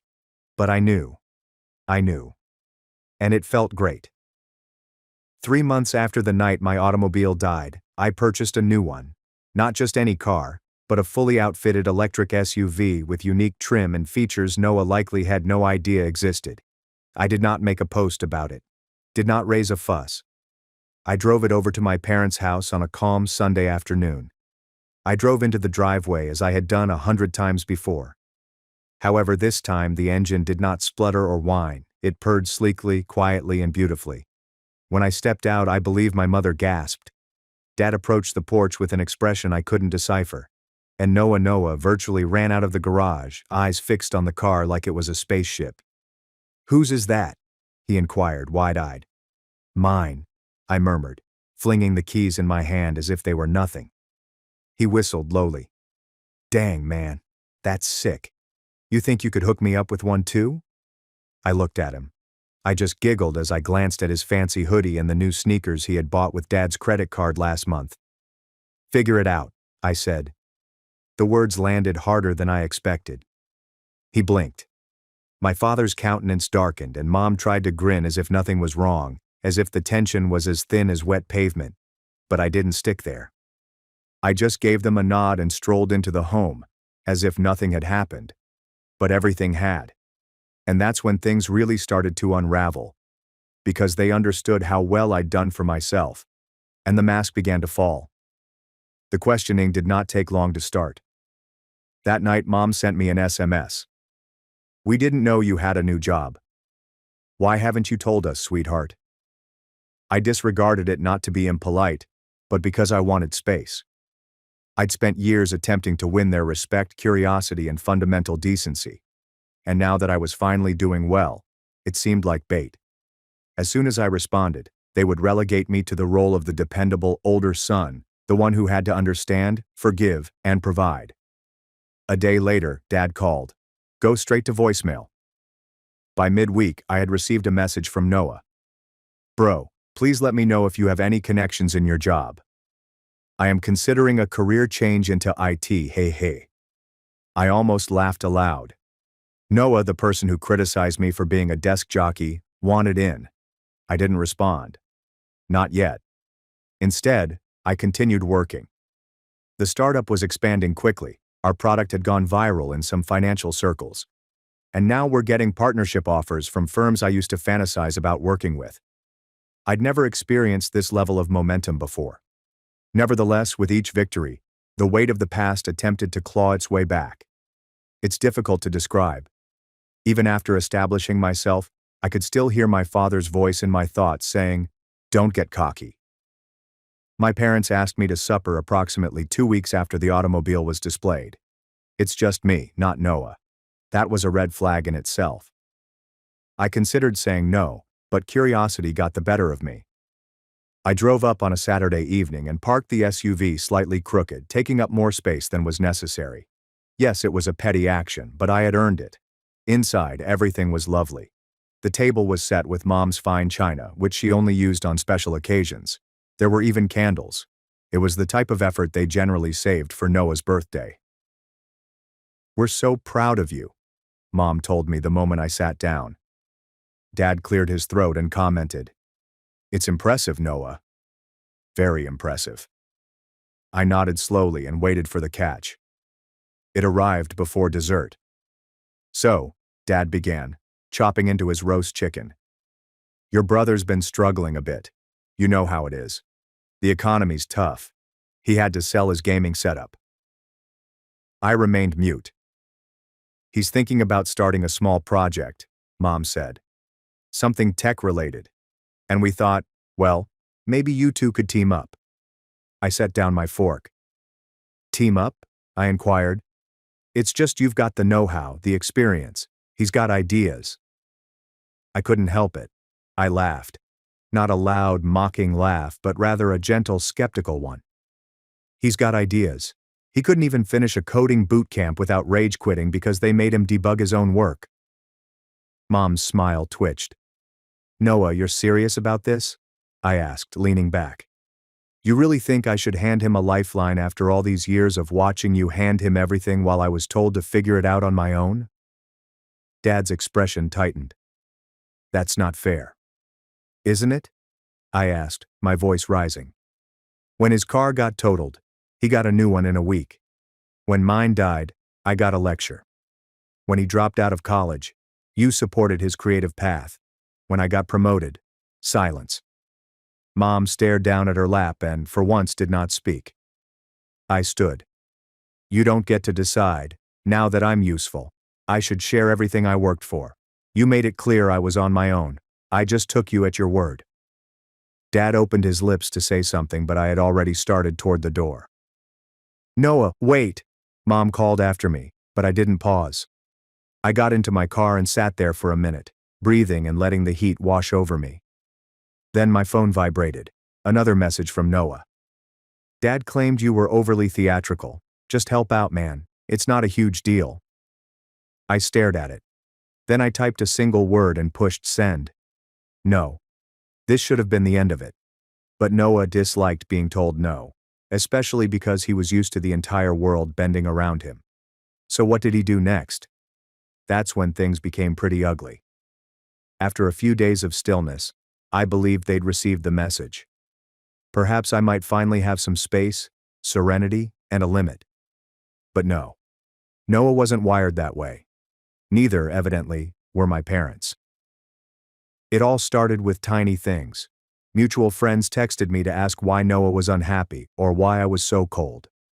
One even said, "He told me you promised to help him launch a startup and then bailed at the last minute. Is that true?" I felt the usual tightening in my chest, the twist of being misrepresented by someone who knows they'll never face consequences. I didn't respond to most of them, with the exception of one close friend who was familiar with the family dynamics. I informed her, "He's lying. I didn't promise anything." She simply said, "Figures. He's been talking about how you're suddenly rich. Jealousy, I guess." It did not stop there. That weekend I received a call from my bank. Someone tried to register a joint business account in my name. The branch manager reported it because the second applicant's information did not correspond to anything in my records. Guess who the second name was? Noah. He tried to launch a business in my name without notifying me, probably figuring I'd go along with it once it was established, as I always did. I was stunned, furious, embarrassed. I had to go in person to correct it, validate identity documents, and make a few changes. They couldn't accuse him since he hadn't finished the process, but the intention was clear. He was once again attempting to use my name and work to obtain an advantage. That night I approached him. I texted him first. "Meet me outside the house, not inside. I want this private." He responded with a thumbs up emoji. We met on the curb shortly after sunset. I parked across the street and remained standing, arms folded. He walked out in flip-flops with a smug look as if this were a small mistake. "What's up?" he inquired, appearing innocent. "You really tried to open a business under my name?" I asked quietly. He blinked. "What?" "Dude, no. Just thought we could get things started and figure out the details later. You're overreacting." I stared at him. "That's fraud, Noah." "Oh, come on. It's not like I was going to steal from you or anything." He laughed, waving it off as if it were nothing. "I just thought you'd be cool with it." "You never asked," I replied. "You assumed. Because that's what you've always done. You assume the world's going to hand you a ladder even when you're standing on someone else's back." The smile faded from his lips. "You think just 'cause you made some money, you're better than everyone now," he said with anger. "No," I replied, dead calm. "I think I worked hard, and you didn't." "That's the difference," he scoffed. "You know what Mom and Dad said? They said you've changed. That the money's gone to your head." I clenched my jaw. "No, Noah. What's changed is that I stopped letting you all walk over me." He was quiet for a second before saying something that caused me to take a step back. Not in fear, but in disbelief. "Fine," he replied coldly. "You want to play the lone wolf now? Don't come crying when things crash down. You think people like you keep success forever? Wait till that startup fails and you're back to eating ramen." At the time, I had no idea that something had hardened me. Nor rage, nor grief, just assurance that this was not a misunderstanding or sibling rivalry. This was pure entitlement.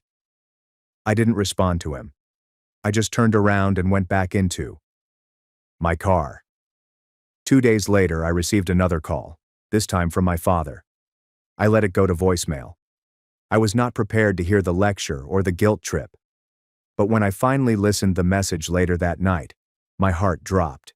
His voice was clipped, angry, not disappointed, and enraged. "Noah, we need to talk. Your mother's upset. Your brother said you threatened him, and we're not going to let you destroy this family with your ego. Call me back tonight." I looked at my phone, astonished. Has anyone threatened him? I had not even raised my voice. It struck me like a freight train. Noah was doing what he always did, playing the victim and turning the narrative upside down. But this time, he intended to weaponize it. My parents believed him, or at least wanted to, because trusting me would mean admitting they had been mistaken about him all along. That was the night I realized I needed to make a decision. I could either continue defending myself to people who didn't want to hear it, or I could do what I should have done a long time ago: walk away totally. But before I made my final decision, I needed to make one last move. Something that would make them all stop and notice me for the first time. Not the youngster in the rear, not the ATM, not the backup plan. I didn't get much sleep that night. My mind raced with plan rather than fury, because for once, I didn't respond. I was not playing defense. I was taking charge of the story. And if they were going to characterize me as selfish, arrogant, or harsh, I might as well make it memorable. Not out of pettiness, but out of closure. First, I typed out a quick message for my parents. I listened to Dad's voicemail. I did not threaten Noah. I told him no, for once. If you want to trust his account of events, that is your decision. But I'm not going to keep justifying myself to individuals who never asked for my opinion to begin with. I am done. There is no sign-off, no emotion, simply the truth, flat and definitive. I did not expect a response, and I didn't receive one. But what happened next? That was my decision. You see, I wasn't simply doing well. The startup I joined months ago had just received a second round of funding. We were collaborating with a major financial institution, and my position had changed from contractor to executive. I led a product team. I had equity. I had access. I wasn't interested in flashy vengeance. I didn't want to share screenshots or air out dirty linen. That was not my style. But I wanted to deliver a message that could not be ignored, misconstrued, or laughed at. So, I did two things. First, I donated a large portion of my signing bonus, $15,000, to a scholarship fund at the university from where I graduated. I requested that it be named in honor of my grandfather, my father's father, the only person in our family who had ever trusted in me unconditionally. The press release cited me by name, Noah Reeve, lead product strategist at company name, and it appeared in a few business journals. Even made the local newspaper. I knew Mom would notice it. She subscribed to the Sunday edition. I envisioned her sitting at the kitchen table, coffee in hand, glancing through the story, blinking at my photograph, and wondering why I hadn't notified her. Then I called the dealership. I had been considering getting a second car, not for me or anyone else. See, there was one individual in my family who always treated me like I was important. My Aunt Renee, my father's younger sister. She had never married, lived modestly, and taught high school for more than 30 years. Every year she gave me books rather than gift cards. When I received my first internship, she wrote me a handmade card expressing her pride. She never made a huge fuss, but she always made me feel important. She drove a dilapidated, old Corolla with about 200,000 miles on it, so I purchased her a new hybrid model that was improved, clean, safe. When I arrived at her apartment and handed her the keys, she simply stared at me in disbelief. "I don't need a car like this, Noah," she said softly. "You deserve one," I replied. No strings attached. She shed tears, hugged me more tightly than anyone had in years. She didn't talk about it online. I didn't brag to my relatives. She drove it home and mailed me a thank you message in old-school, gorgeous cursive. It's still inside my refrigerator. That was all the closure I needed. Not the SUV, not the stock options. However, life has a way of bringing things full circle. A month later, I received a call from my cousin Sophie, Aunt Renee's daughter. She told me the news. My parents were invited to a local charity gala hosted by the university. They had no idea I was being honored that night. Sophie did. She was there too. She said that when my name was called, and the presenter mentioned the scholarship I had funded, my mother gasped aloud. My father just froze. They looked like someone had punched them in the chest, Sophie said, laughing softly. It was kind of beautiful. I didn't attend the event myself. I had a prior commitment. However, A photograph of the plaque quickly circulated within family circles. What's the kicker? In the same paragraph, the article mentioned Aunt Renee as the recipient of a vehicle donation. Some keen-eyed relatives made the connection. That's when the real fallout began. My inbox started to fill up with messages from cousins I hadn't heard from in years, an email from my uncle stating that he has always admired my work ethic. Grandma's voicemail was short, uncertain, but heartfelt. I'm proud of you, sweetheart. I just wanted you to know that. What about my parents? The radio is silent. Until one day a large envelope arrived by mail. I have no return address, only my name. Inside was a handwritten note from Dad. The handwriting was tight and slightly unsteady. I unfurled it, my pulse thudding, unsure if I was prepared for whatever guilt trip or lecture he wanted to deliver. But it was not that. It began with, I suppose it's easier to write things I could never say out loud. What followed was 3 pages of something I never expected to see: accountability. He acknowledged having double standards, constantly giving Noah more, and expecting me to just cope with it. He wrote about how he felt he was teaching me strength and independence, but he now realizes he was simply withholding the love and support that every child deserves.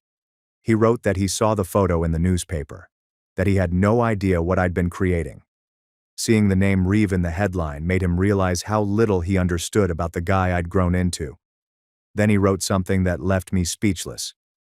You don't owe us anything, least of all forgiveness. But I want you to know I was wrong about you. About everything. He did not beg. He did not beg for money. He has just confessed. I sat on the floor, read it 2 or 3 times, and then cried. Not because I sought vengeance, not because I felt proud, because for the first time in my life, I felt noticed by the man who had spent years staring straight through me. In the weeks that followed, I did not rush to make a call. I needed time. Still do. But I saved the letter. I responded with a shorter, simpler message. I told him I appreciated his candor. I was unsure about what the future held, but I was willing to start a new chapter in which the focus was on respect rather than handouts or hierarchy. What about Noah, though? He did not alter. Last I heard, he tried to start a podcast with 2 of his pals. It fizzled out within a month. Then he uploaded a snapshot of a sports automobile to Instagram with the message, manifesting this. I grinned upon seeing it. Because I didn't have to clap back. I did not need to explain. I'd already accomplished what he never could. I wouldn't pay for my golden brother's wedding, so my parents tried to destroy me at a party, but it backfired in front of everyone. I, 28, have a younger brother, Ethan, 25, who recently got engaged. We have 4 siblings in total, an older sister, 30 female, myself, Ethan, and our youngest brother, 22 male. My parents are highly family-oriented and interested in our lives, so I wasn't shocked when they asked about Ethan's forthcoming wedding. But I was astonished by what they expected of us. My parents recently brought us siblings down and announced that Ethan and his fiancée are planning a large wedding next year, which they cannot finance on their own. Instead of instructing them to cut back, my parents suggested that all of our siblings contribute money to help pay for it.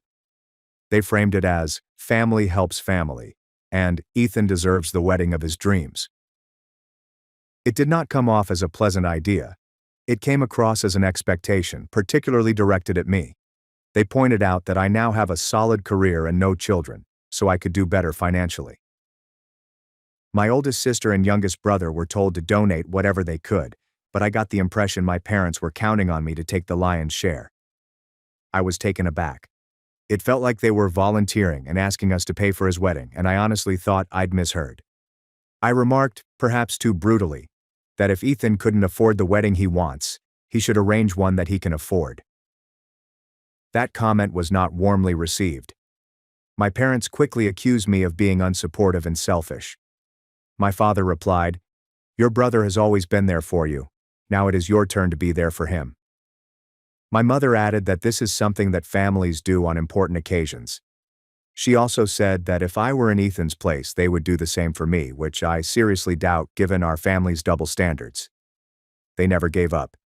You make good money, You will figure it out. It is just a one-time thing for your brother. I tried to convey that I am responsible for my own finances. I'm still paying off college loans, have some credit card debt, and pay for all of my living expenses, including rent and electricity, on my own. I am not exactly flush with cash. Yes, I have a respectable job, but that doesn't imply I have thousands of cash hanging around. My parents simply dismissed this, stating that I am in a better situation than my siblings and should be willing to make a sacrifice. To put things into context, Ethan is our family's golden child. He is 25 years old and still stays at home without paying rent, with my parents subsidizing many of his expenditures. He has always received greater financial assistance. For example, when he needed a car, my parents got him a virtually new one, whilst I purchased a used car with a loan. Meanwhile, I was expected to be financially independent right out of college. I didn't bring it up during the fight, but it was on my mind as they were pressuring me. During the debate, my older sister mentioned that she and her husband might be able to contribute a small sum. She mentioned maybe $200. Our younger brother, who is in college and practically broke, simply kept his head down. It was evident that neither of them could contribute significantly. The entire strategy felt as if my parents expected me to shoulder the most of the responsibility, because I am the only one with a full-time job and no children. I ended up telling my parents, as graciously as could, that I would not be paying for my brother's wedding. I responded, I love Ethan, and am happy for him, but it is not my responsibility to finance his wedding. If he cannot afford his dream wedding, then he needs to adjust his expectations. I also made it clear that I would not go into debt or derail my own finances for this. They didn't take my refusal well. My mother began crying, expressing her disappointment in me. My father accused me of selfishness and failing to be a decent brother. He even hit me with the, "after all we have done for you" guilt trip, which seemed harsh given that I had been financially independent for years. We reached an impasse in our conversation. My parents told me to think about it and hinted that I was disappointing my brother and the family. I left feeling furious and guilty. However, this is neither a medical emergency nor a requirement. It's a luxury. In my opinion, you should not plan an expensive wedding and expect others to pay for it. I haven't heard from Ethan directly yet, but I'm sure he knows I rejected, and I guess he's not pleased with me either. My pals, who I've spoken with, all think that this situation is insane. None of them has heard of siblings being asked to pay for a wedding. My best friend laughed out loud because he assumed I was joking when I told him about this. In fact, one of my friends initially assumed I was making the whole incident up since it was so bizarre. So, am I the mindset for refusing to contribute to my brother's ideal wedding? Update 1. First and foremost, I'd like to thank everyone who provided input on my initial post. To summarize, I am the 28th million who declined to support my 25th million brother's ideal wedding, despite my parents' insistence that all siblings contribute. I declined because I already had student loans and obligations. That, of course, led to a lot of tension with my parents. The overwhelming consensus was that I am NTA, not the OW, which gave me a lot of confidence in my position. It has been nearly a week since my previous post, and a lot has transpired. I learned new knowledge that reinforces my decision. Ethan and his fiancée are planning a wedding that will cost approximately $40,000. Yes, you read that right. 40 grand for one day. And here's the kicker, they're still living at home with my parents, essentially rent-free. I learned the $40,000 amount while I was visiting my parents' place a few days after our original argument. Ethan and his fiancée were excitedly discussing locations and suppliers with my mother when I overheard his fiancée say something like, "It will be around $40,000 total, but it is everything we want." My jaw nearly dropped. In our family, a $40,000 wedding is unprecedented. My parents are not poor, but they are also not wealthy. And Ethan surely does not have that type of money saved, especially since he pays no rent and still does not have much put away. I softly questioned my mother if the wedding would truly cost $40,000. She just groaned and remarked, "Weddings are expensive. That is what they have their hearts set on." I inquired how they intend to pay for it. She said she and my father would help as much as they could, but they couldn't do everything, so they expected us siblings to pitch in. She also stated that Ethan's fiancée's family is unable to contribute significantly monetarily, which is why they are looking to our side of the family to make this happen. I responded that even if we all pitched in, we are not magicians capable of conjuring up tens of thousands of dollars. She did not specify how much they wanted from each of us, only that every little bit helps. It was painfully ambiguous, which led me to believe they had a number in mind for me that I did not want. What annoys me is that Ethan and his fiancée have not been aggressively saving, despite the fact that they are planning a large wedding. Given that kids live at home without paying rent, I would expect them to have a sizable savings account by now. When I casually asked Ethan how his savings were going, he merely shrugged and replied, "We are putting aside what we can, but things are so expensive these days." This irritated me because, in my opinion, he has an excellent opportunity to save given his low living expenses. Instead, he recently purchased a fantastic new truck and gave his fiancée a beautiful engagement ring. Those were their decisions, of course, but it's difficult not to perceive it as reckless to spend money on them while expecting others to pay for your wedding. I vented to my older sister, Rachel, about everything. She was also surprised by the $40,000 number. She told me that when our parents initially mentioned the possibility of siblings contributing, she only consented to contribute a tiny amount. She and her husband have a restricted budget, 2 children, and a mortgage, so they told my parents that they could only provide a few hundred. My sister really apologized to me for even agreeing to give anything because she believes our parents took her small gift and used it to pressure me for more. She also stated that when she married a few years ago, she and her husband paid for the majority of their wedding expenses themselves. She never expected me or our younger brother to help pay for her wedding. My youngest brother similarly informed me that he felt scared and guilty during the meeting, so he murmured something about possibly giving, but he can't afford more than a minimal amount either.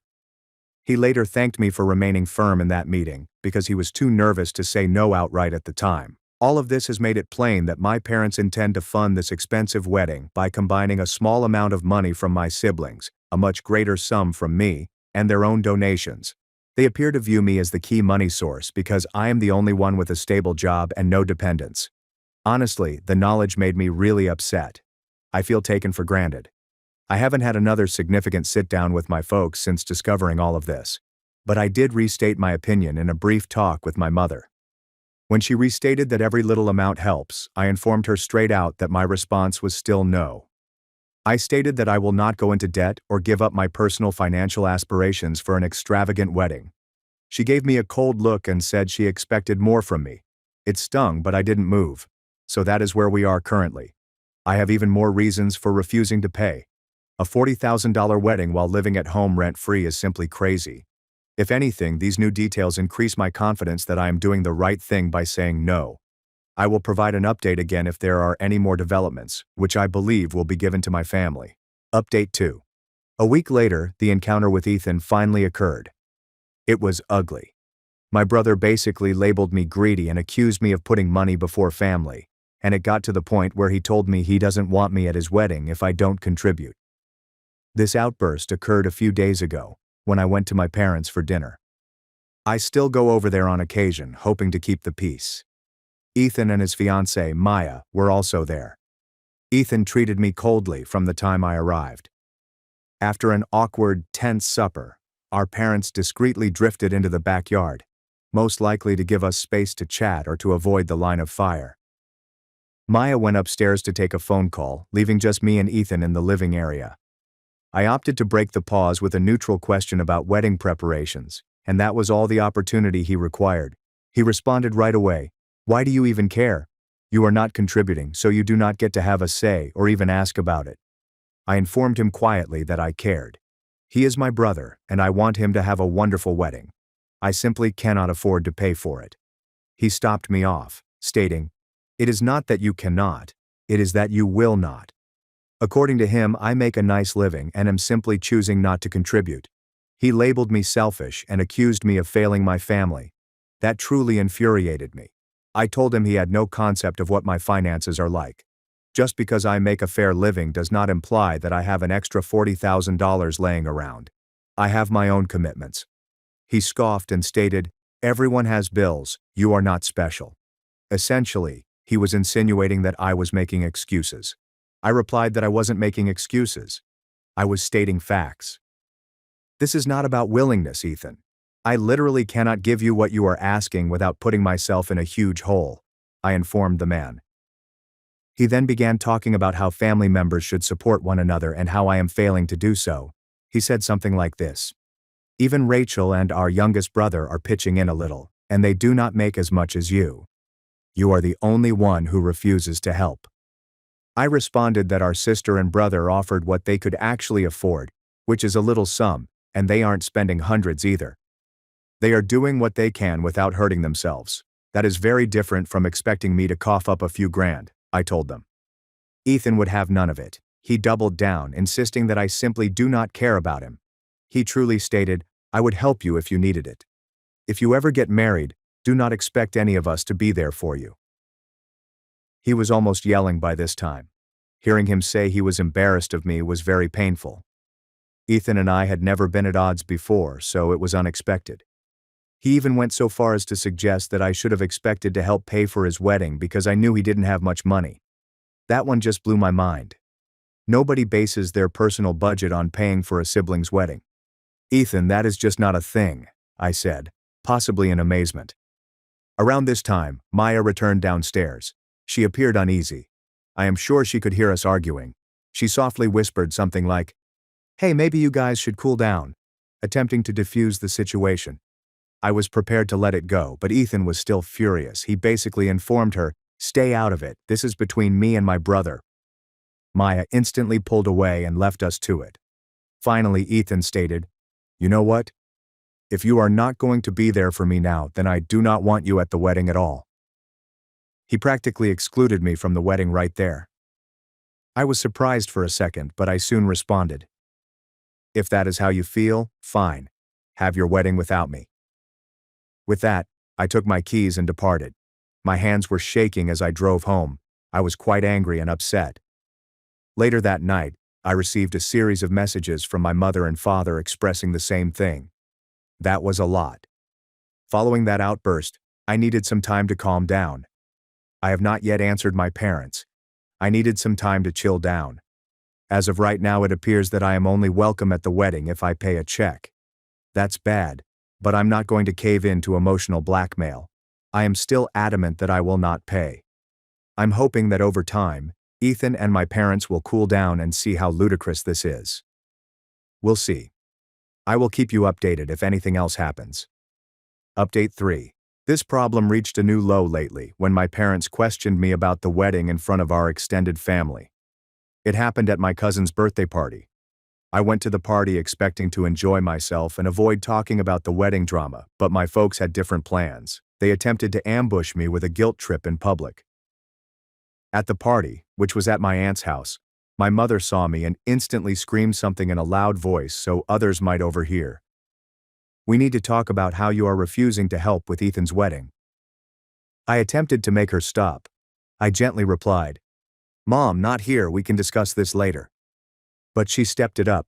She announced to the several relatives within earshot, "Can you believe my name is the only sibling who will not give a dime for his brother's wedding? Everyone else is doing their part." I felt humiliated. My face burned and my hands trembled. All other talks in the room had ceased. Everyone was now listening to my family's drama develop. I noticed a few heads turn. My aunt, who hosted the party, was close and gently murmured something like, "I am sure he has his reasons," he said, attempting to calm things down. My mother, however, dismissed this and went on. My father joined her, saying, "We are just asking for a little support for a family event. Is that so much to ask?" It was really unpleasant to have this aired in front of my relatives, aunts, uncles, and virtually everyone. I eventually found my voice and responded loudly enough for others to hear. I am not contributing because I have my own debts and financial goals, and I do not think it is my responsibility to pay for Ethan's wedding. I tried to maintain a controlled tone, but I was clearly angry and ashamed. My father then, in his frustration, yelled out, "We only asked him for $3,000, that is it. His sister and brother already agreed to give $200 each. We are paying a lot too. He makes good money. Why can't he just do this for Ethan?" That's how I and everyone else found out how much they expected from me, $3,000. Several families gasped when they heard that amount uttered aloud. I believe even my aunt was taken aback by the unbalance.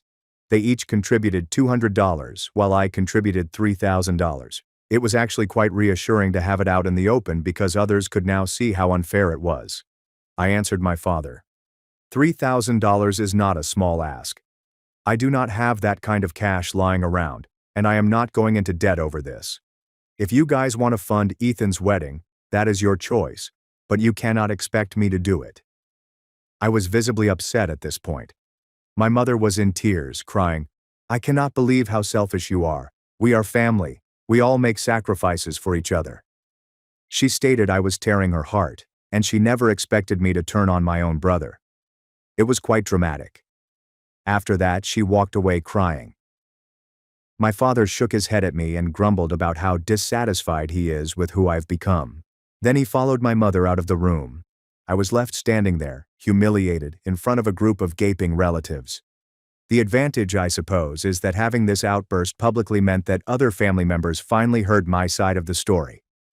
Following that, a number of them quietly approached me to show their support. My older sister, who was attending the celebration, squeezed my arm and murmured, "I am sorry you had to deal with that. For what it is worth, I do not think you are wrong." My younger brother whispered that he agrees with me, but he did not want to discuss it with our parents right now. Even my aunt, the host, subsequently told me, and evidently informed my parents that what they did was inappropriate. She explained that a wedding is a luxury and it was inappropriate to put me on the spot or demand such significant money. I left the party early, exhausted and embarrassed. I later texted my cousin to apologize for the incident on her birthday. She was nice and stated I had nothing to apologize for, but I felt horrible that our drama had ruined her celebration. By this moment, any doubts I had about standing my position had been removed.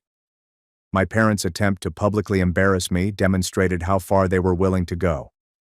I sent a message to both of them, expressing my disappointment with how they handled the situation and said that I would not be addressing it further. I reiterated that I am not paying, and their attempt to bully me simply strengthened my position. Now that everything is out in the open, I'm ready for one final face-to-face conversation with my parents to put this subject to rest. I want to make it clear that I am done with the talk and that they must accept my response. I'll provide an update once I've had that final talk. Final update: I had my final chat with my parents, and it went pretty much as predicted. We sat down in their living room, and I could feel the tension right away. I went over to their place a few days after the public meltdown, ready to get everything off my chest. I politely informed them that my decision stood. I will not contribute to Ethan's wedding. Not now. Not as the date approaches. Not on the day of. Not at all. I emphasized that while I love and wish my brother the best, this is not something I am willing or able to accomplish. I also expressed how terrible it was that they attempted to ambush me at a family party. I said that was inappropriate and only made matters worse. There was quite a bit of back and forth. My mother was crying, and my father was crimson in the face. I stated that they were the ones who prioritized money over our relationship by making this demand and reacted this way when I declined. At some point, I delivered one of the important lines I had been holding in. "If you two want to fund Ethan's expensive wedding, that is your choice. But I am not going into debt for someone else's party, and that is final." That only made my father furious. He didn't like me calling it a party, but that's how I felt. The conversation became passionate and went in circles for a long time. My parents repeatedly tried to guilt me. My father even warned me. "Fine. But if you ever need help from us, do not expect it." And my mother, through her tears, replied, "I guess we know now which one of our children really cares." Those comments were nasty, but I stood my ground. I kept reminding them that I had made my decision, and they needed to respect it. Finally, I informed them that this would be the last time we talked about it. I am done with this discussion. I hope you can come to accept that because I am not changing my mind. I left their house feeling shaken and sad, but yet glad that I had expressed my feelings. My sister Rachel stopped by to check on me the day after the confrontation. We spoke for a long time. She apologized for our parents and Ethan's stubbornness. She hugged me and told me how proud she was of me for advocating for myself. Rachel believes our parents will ultimately cool off, but she is unsure when. I explained to her that the entire situation had been quite difficult for me emotionally. She knows. she is also unhappy with our parents, but she is attempting to avoid the direct line of fire. Still hearing her say, "I'm proud of you." This meant a lot to me. It reminded me that not everyone in my family thinks I'm a bad person for this. That was roughly a week ago. Since then, my parents have scarcely spoken to me. We have received no unnecessary calls or texts. Ethan and his fiancée are also not speaking with me. I believe I have been effectively barred from attending the wedding, if not already. I have not yet been officially informed that I am not invited, and to be honest, I do not intend to attend. In terms of my immediate family, my sister is attempting to remain neutral openly to avoid my parents' scrutiny, but she tells me privately that I did the right thing. My youngest brother openly defended me to our parents and had a heated disagreement with my father the other day, telling him they were being foolish. He called me later to complain about how out of line they were and to make sure I was all okay. It really helped to know he was on my side and even willing to stand up to our father like that. I told him I appreciated it, but I did not want him to get into trouble on my behalf. However, he is also frustrated with them. So my folks and Ethan are currently giving me the silent treatment. I won't lie. It hurts. The entire saga has been difficult and tiring. I am not a confrontational person by nature, so being at odds with my own family has been really difficult for me. Despite this, I feel relieved that I am no longer caught up in endless negotiations or arguments. I have established a definite border. I am refocusing on my own life, including my work, friends, and siblings, relatives who are still on good terms with me. I've been devoting additional time and effort to repaying my school loans, despite my parents' wishes that I use the money for the wedding. It is fantastic to see that equilibrium decreases. I stand by the idea that I have done nothing wrong here, and I have no intention of apologizing for staying within my boundaries. But I also really regret that this has produced such a schism in our family. Maybe one day after the dust has settled, my parents and brother will forgive me, or at least move on. I hope that we can reconcile in the future. I know I didn't do anything wrong by saying no, so I have no intention of apologizing, but I also don't want our relationship to deteriorate more. I'm not sure how things will go with the impending holidays if we're still not communicating, but I'll deal with it when it happens. Thank you to everyone who read this story and shared their support and perspectives. I never anticipated my post to get so much attention, but the counsel and encouragement I received helped me get through it. This was a far more intense experience than I had anticipated when I originally asked whether I was the. In the end, I am convinced that standing up for myself was my only viable alternative. It's unfortunate that it came to this, but I feel as if a weight has been lifted from my shoulders now that it's over. For the time being, I'm simply taking each day as it comes and praying for the best. My sister grabbed my daughter by the hair and called her trash. Now I'm marrying the lawyer who took her children's future away. My name is Rachel, and I am a 34-year-old single mother with two wonderful children, Sophie, 8, and Eli, 6. For years, I've been the family's scapegoat, while my older sister, Natalia, has been the favored child. But what happened last month altered everything, and I finally received the vengeance I never knew I wanted. Let me start at the beginning. Growing up, Natalia was always my favorite. She was 3 years older, had perfect grades, married her high school boyfriend Brian immediately after graduation, and gave my parents their first grandchildren, twins named Ava and Caleb, who are now 10 years old. Meanwhile, I struggled through college, worked many jobs, and ended up having Sophie and Eli with my ex-boyfriend, Jake, who vanished as soon as he discovered I was pregnant with Eli. My parents, Linda and Richard, never forgot how dissatisfied they were with my decisions. Every family meeting became a comparison session, with Natalia's accomplishments highlighted and my troubles discounted. "Why can't you be more like your sister?" became their favorite saying. Despite this, I worked tirelessly to provide for my children, eventually getting a good position as a medical assistant at a local clinic. The age difference between our children was not planned. Natalia had twins after graduating from college at the age of 27, whereas I waited until I was more financially solid. Sophie arrived when I was 26 and Eli when I was 28. Natalia was always quick to point out that her children were more advanced merely because they were older, cleverly neglecting the fact that a 2-year age difference mattered nothing in the end. The college fund revelation occurred during our weekly family meal at my parents' residence. We were all seated around their huge dining room table, which Natalia had pushed them to purchase because it was better suited for family gatherings. My children were playing nicely in the living room, while Natalia's twins ran around screaming uncontrollably, as they always do. I observed that my father's new security system had cameras in the main places. He had installed them following a break-in in their area a few months prior. The cameras were obvious, situated in the corners of the major rooms, and I didn't think much of them at the time. Linda and I have made a decision, my father explained, clearing his throat. Importantly, we've decided to set up college funds for all the grandchildren. We'll contribute $50,000 for each child. My heart skipped a beat.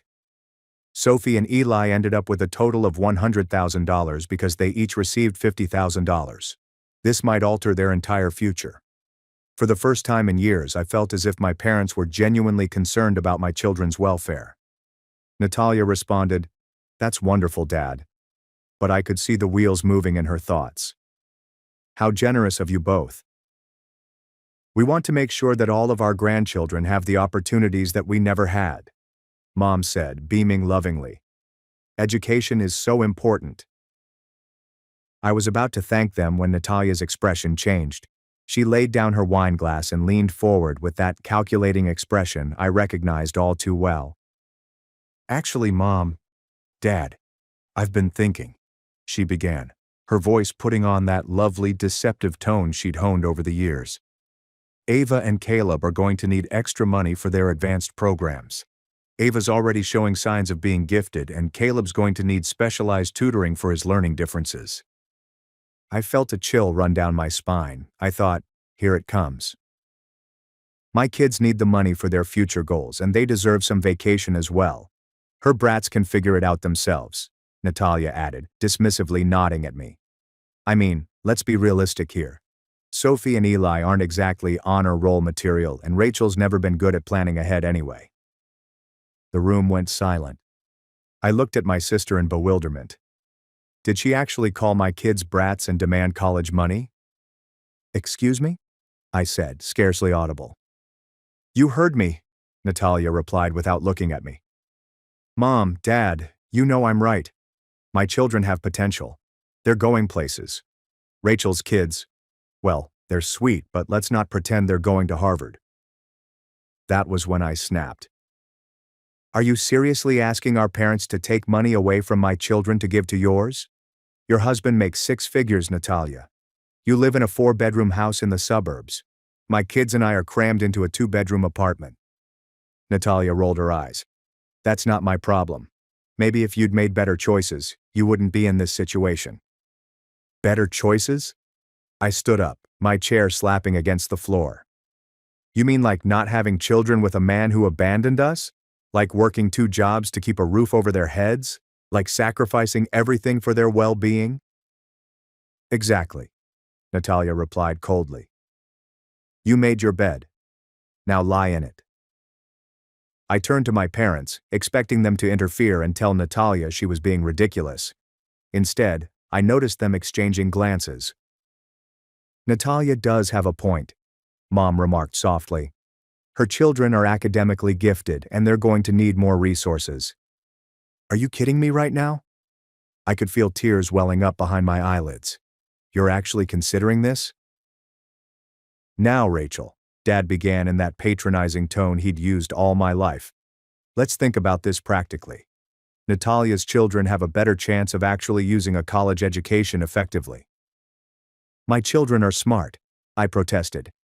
"Sophie's teacher says she's reading above grade level, and Eli is amazing at math.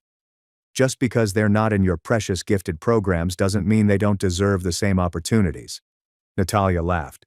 Actually, I laughed. "Rachel, honey, you're being emotional.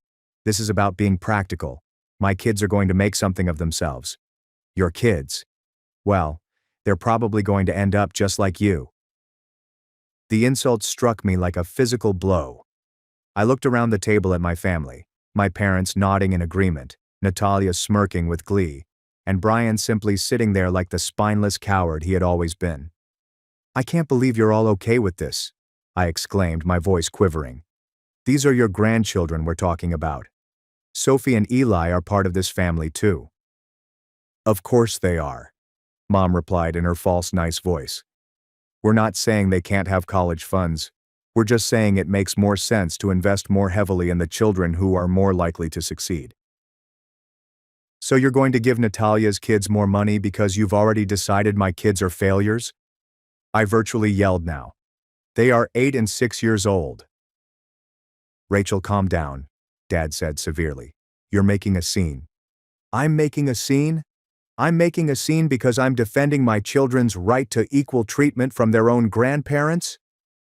Natalia sprang up, her cheeks flushed from fury. You know what, Rachel? I'm tired of this. You've always been jealous of me, and now you're trying to take opportunities away from my children because you can't handle the fact that they're better than yours. Better than mine? I asked incredulously. Your kids are spoiled brats who think the world owes them everything. At least my children understand the value of hard work and respect. How dare you? Natalia screamed. My children are perfect. They're going to be doctors and lawyers and actually contribute to society, unlike your little welfare babies. That's enough, I exclaimed back. Don't you dare talk about my children like that. But Natalia was only getting started. Face it, Rachel. You're a failure as a mother and a failure as a person. Your kids are going to grow up to be just like you, broke, bitter, and blaming everyone else for their problems. I felt a snap inside me. I lunged at Natalia, prepared to defend my children with everything I had. But before I could approach her, my father grabbed my arm. That's it, he remarked, his tone hard and definitive. You need to leave now. What? I glanced at him, stunned. I need to leave? She's the one who… You're being aggressive and inappropriate, Mom said, rising to stand by Natalia. We won't tolerate this behavior in our home. I stared in terror as my parents began gathering my possessions, including my pocketbook, jacket, and Sophie's backpack. They actually kicked me out. After everything Natalia had said, and the way she had insulted my children, they had taken her side. You can't be serious, I replied. But even as I spoke, I knew I was serious. Mommy? Sophie asked, her face puzzled and terrified. Why is everyone yelling? Eli was immediately behind her, holding his beloved stuffed dinosaur. Are we going home now? The sight of my children's terrified expressions broke my heart. They should not have to see this. They shouldn't have to participate in this harmful family dynamic. Yes, baby, I replied, trying to remain cool. We're going home now. But Natalia was not done. She marched over to Sophie and grabbed her by the hair. In fact, she grabbed my 8-year-old daughter's hair. This is where worthless trash belongs, she exclaimed, dragging Sophie toward the door. Get your pathetic spawn out of our sight before I call security. Sophie started screaming and Eli started wailing. I ran toward my daughter, but Natalia shoved her hard, sending her stumbling towards the door. Don't you dare touch my children, I yelled, but my parents simply stood there, watching. She's right, Mom stated bitterly, her arms crossed. Take your disappointments and leave. We're done enabling your failures. Dad nodded in accord. You've made your choices, Rachel. Now live with the consequences. I cradled my wailing children in my arms, my own tears flowing freely. As I carried Sophie and held Eli's hand toward the door, I took one final look at my family. You'll regret this, I whispered gently. I promise you. You'll regret this. Natalia laughed. Right. What are you going to do, Rachel? Call the police? Sue us? You can't afford a lawyer, and everyone knows you're unstable. I did not respond. I simply went out the door with my kids, piled them into my car, and drove away. But as I drove out of the driveway, I made one phone call. Hello, Daniel. It's Rachel. I need to ask you about something important. Daniel was an ex-boyfriend from college. Not Jake, but someone I had a serious relationship with before him.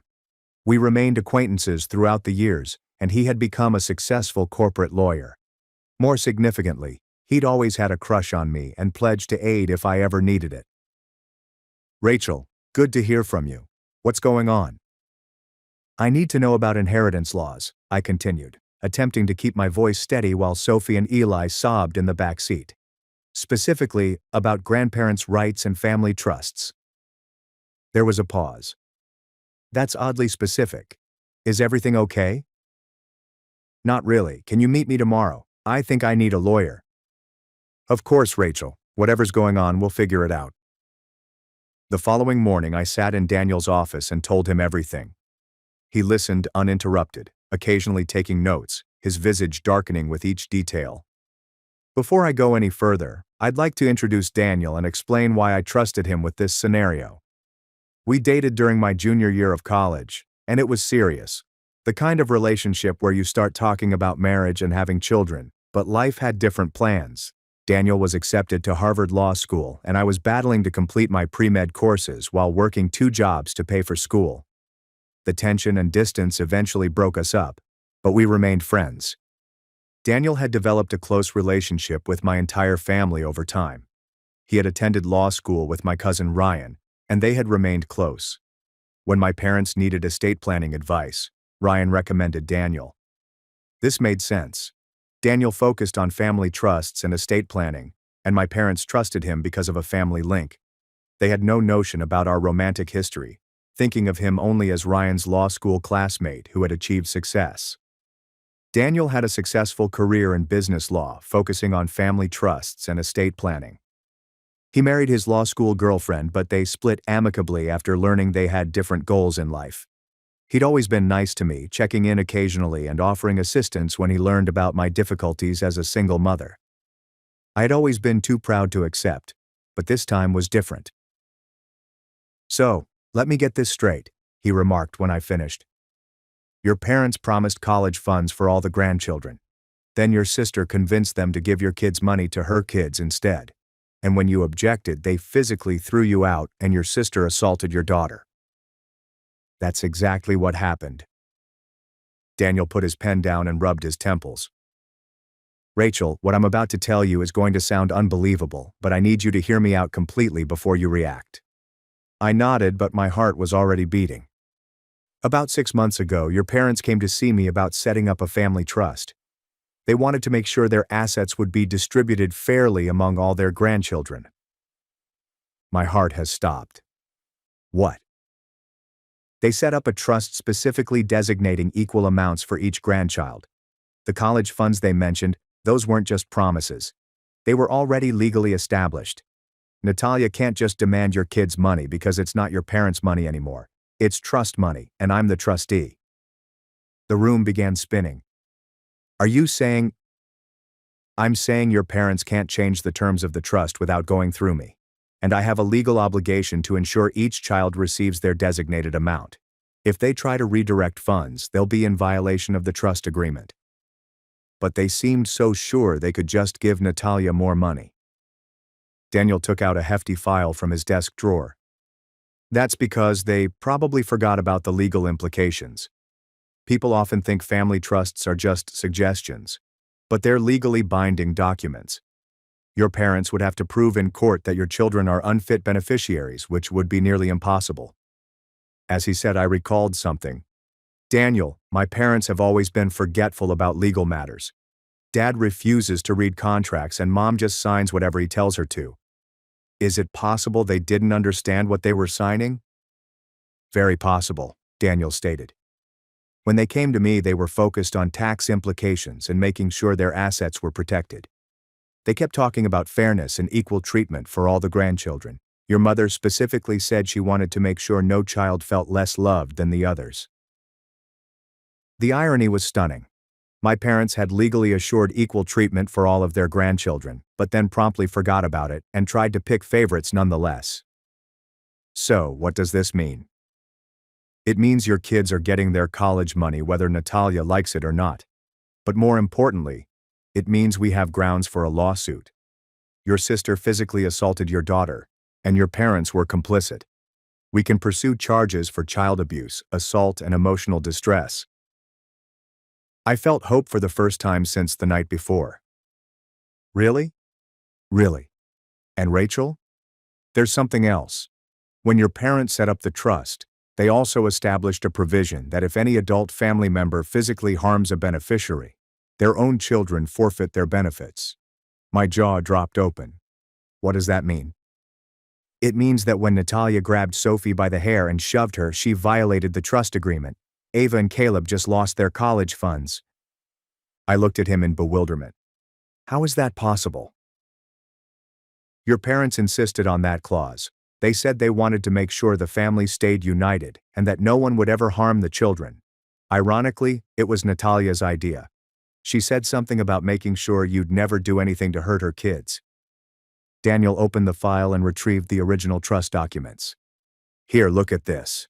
Natalia's signature is right here next to the clause. The meeting notes from that day show she was very insistent about it. She said, he checked his notes, and I quote, "We need to make sure Rachel never does anything to hurt our children. She's always been unstable, and I don't trust her around Ava and Caleb." Reading those lines felt like a punch in the stomach. Natalia had planned to portray me as the dangerous one, untrustworthy among children, even 6 months earlier. She incorporated legal safeguards against me while never contemplating that she could be the one causing harm. She actually said I was unstable multiple times during that meeting. She also suggested that if you ever acted out or became violent, there should be consequences. Your parents weren't comfortable with targeting you specifically, so they made the clause apply to all adult family members, and now it's going to destroy her children's future. Daniel looked me in the eye. Rachel, listen to me carefully. Natalia did this to herself. She pushed on severe punishments for violence against children. Then she was violent towards a child. The trust is simply enforcing the rules that she demanded. I thought of Ava and Caleb. 2 innocent children ready to lose their college funds because their mother couldn't manage her temper. For a brief minute, I felt guilty. Almost. What about the kids? They don't deserve this. You're right, they don't. But their mother made a choice. She chose to assault your daughter rather than control her anger.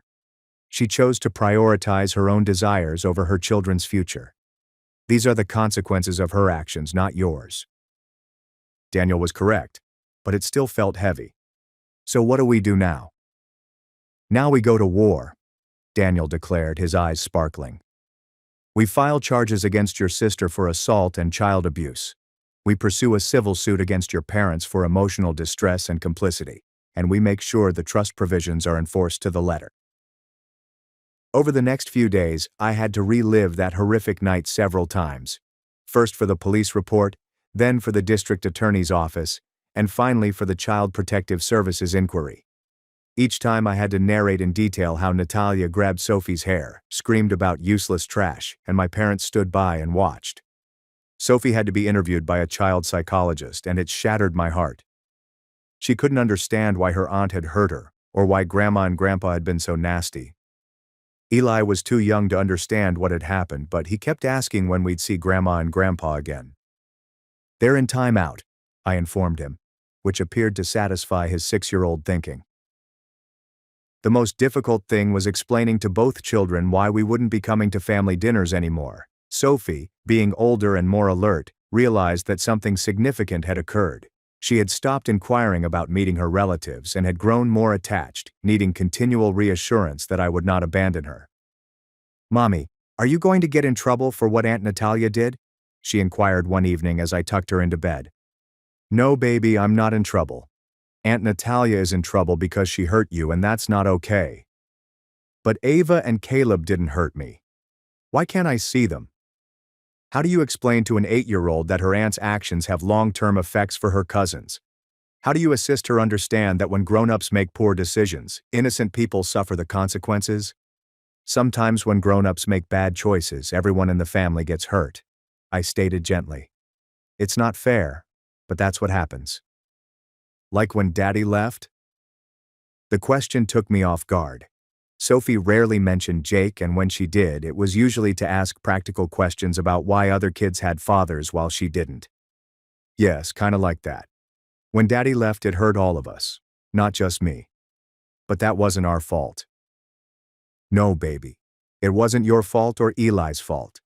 Just like what happened with Aunt Natalia isn't Ava and Caleb's fault." Sophie remained silent for a long time. I miss them, she confessed softly. I know you do. I'm sorry this happened. Are you going to make sure Aunt Natalia doesn't hurt other kids? The question surprised me with its maturity. Yes, I am. That's why we're working with the lawyers and the police. We want to make sure no other children get hurt. Good, Sophie said firmly. She was really scary. That conversation strengthened my resolve. This wasn't simply about vengeance and justice. It was about keeping children safe, including my own. Natalia had exposed her true colors, and I couldn't let her believe that her actions was okay. Meanwhile, I had been receiving calls from various family members. My Aunt Carol called multiple times, attempting to mediate the situation. My cousin Ryan had contacted out to see what he could do. Even several of my parents' friends had contacted me, shocked by what they'd heard. The tale was spreading across our extended family and social circle, and it did not depict Natalia or my parents in a positive manner. According to my Aunt Carol, Natalia had been calling family members to persuade them to drop the allegations against me. She was casting herself as the victim, alleging that I had overreacted and was destroying the family for nothing. She actually said it was nothing, I asked my aunt during one of our phone conversations. She said you were being dramatic and that she barely touched Sophie. She claims you've always been jealous of her success and that you're using this as an excuse to hurt her children. Her children are getting hurt because of her actions, not mine. I know that, Rachel. Most of the family knows that, but Natalia is desperate, and desperate people say desperate things. What are my parents saying? There was a pause. They're confused. They keep saying they don't understand how things got so out of hand. They claim they never meant for Sophie and Eli to lose their college funds. They didn't lose their college funds. Ava and Caleb lost theirs because Natalia assaulted Sophie. I know, honey, but your parents are having trouble accepting that their actions have consequences too. They keep saying they were just trying to be practical. Practical by calling my children disappointments and failures. They're claiming they never said that. They're saying you misunderstood their words. The gaslighting was predictable, but nonetheless frustrating. Even when faced with legal ramifications, my parents refused to accept their mistakes. Aunt Carol, I need you to understand something. This isn't about jealousy or family drama. Natalia physically assaulted my daughter while my parents watched and did nothing. Then they threw us out of their house and called my children worthless. There's no misunderstanding here. I believe you, Rachel. I hate seeing the family torn apart like this. The family was torn apart the moment Natalia decided to hurt Sophie. Everything that's happened since then has been consequences. How long will this take? The lawyer says probably about 3 months. Less if they try to settle. They'll try to settle. But Rachel, your parents are about to lose their golden child's college funds and face criminal charges. They'll do anything to make this go away quietly. But I was not interested in letting it go gently. This had been building for 34 years, and I'd had enough of protecting individuals who had never protected me or my children. The legal process progressed faster than I expected because to the clarity of the video footage and Natalia's indefensible behavior. Daniel had to file documents with the court to formally enforce the trust violation, which took around 6 weeks. During that time, we gathered evidence, recorded Sophie's trauma through therapy sessions, and put together our case. Daniel slumped back in his chair. Rachel, I need to tell you something. About 6 months ago, your parents came to see me about setting up a family trust. They wanted to make sure their assets would be distributed fairly among all their grandchildren. My heart has stopped. What? They set up a trust specifically designating equal amounts for each grandchild. The college funds they mentioned, those weren't just promises. They were already legally established. Natalia can't just demand your kids' money because it's not your parents' money anymore. It's trust money, and I'm the trustee. I looked at him in bewilderment. Are you saying? I'm saying your parents can't change the terms of the trust without going through me, and I have a legal obligation to ensure each child receives their designated amount. If they try to redirect funds, they'll be in violation of the trust agreement, but they seem so sure they could just give Natalia more money. Daniel smiled bitterly. That's because they probably forgot about the legal implications. People often think family trusts are just suggestions, but they're legally binding documents. Your parents would have to prove in court that your children are unfit beneficiaries, which would be nearly impossible. So what does this mean? It means your kids are getting their college money whether Natalia likes it or not. But more importantly, it means we have grounds for a lawsuit. Your sister physically assaulted your daughter, and your parents were complicit. We can pursue charges for child abuse, assault, and emotional distress. I felt hope for the first time since the night before. Really? Really. And Rachel?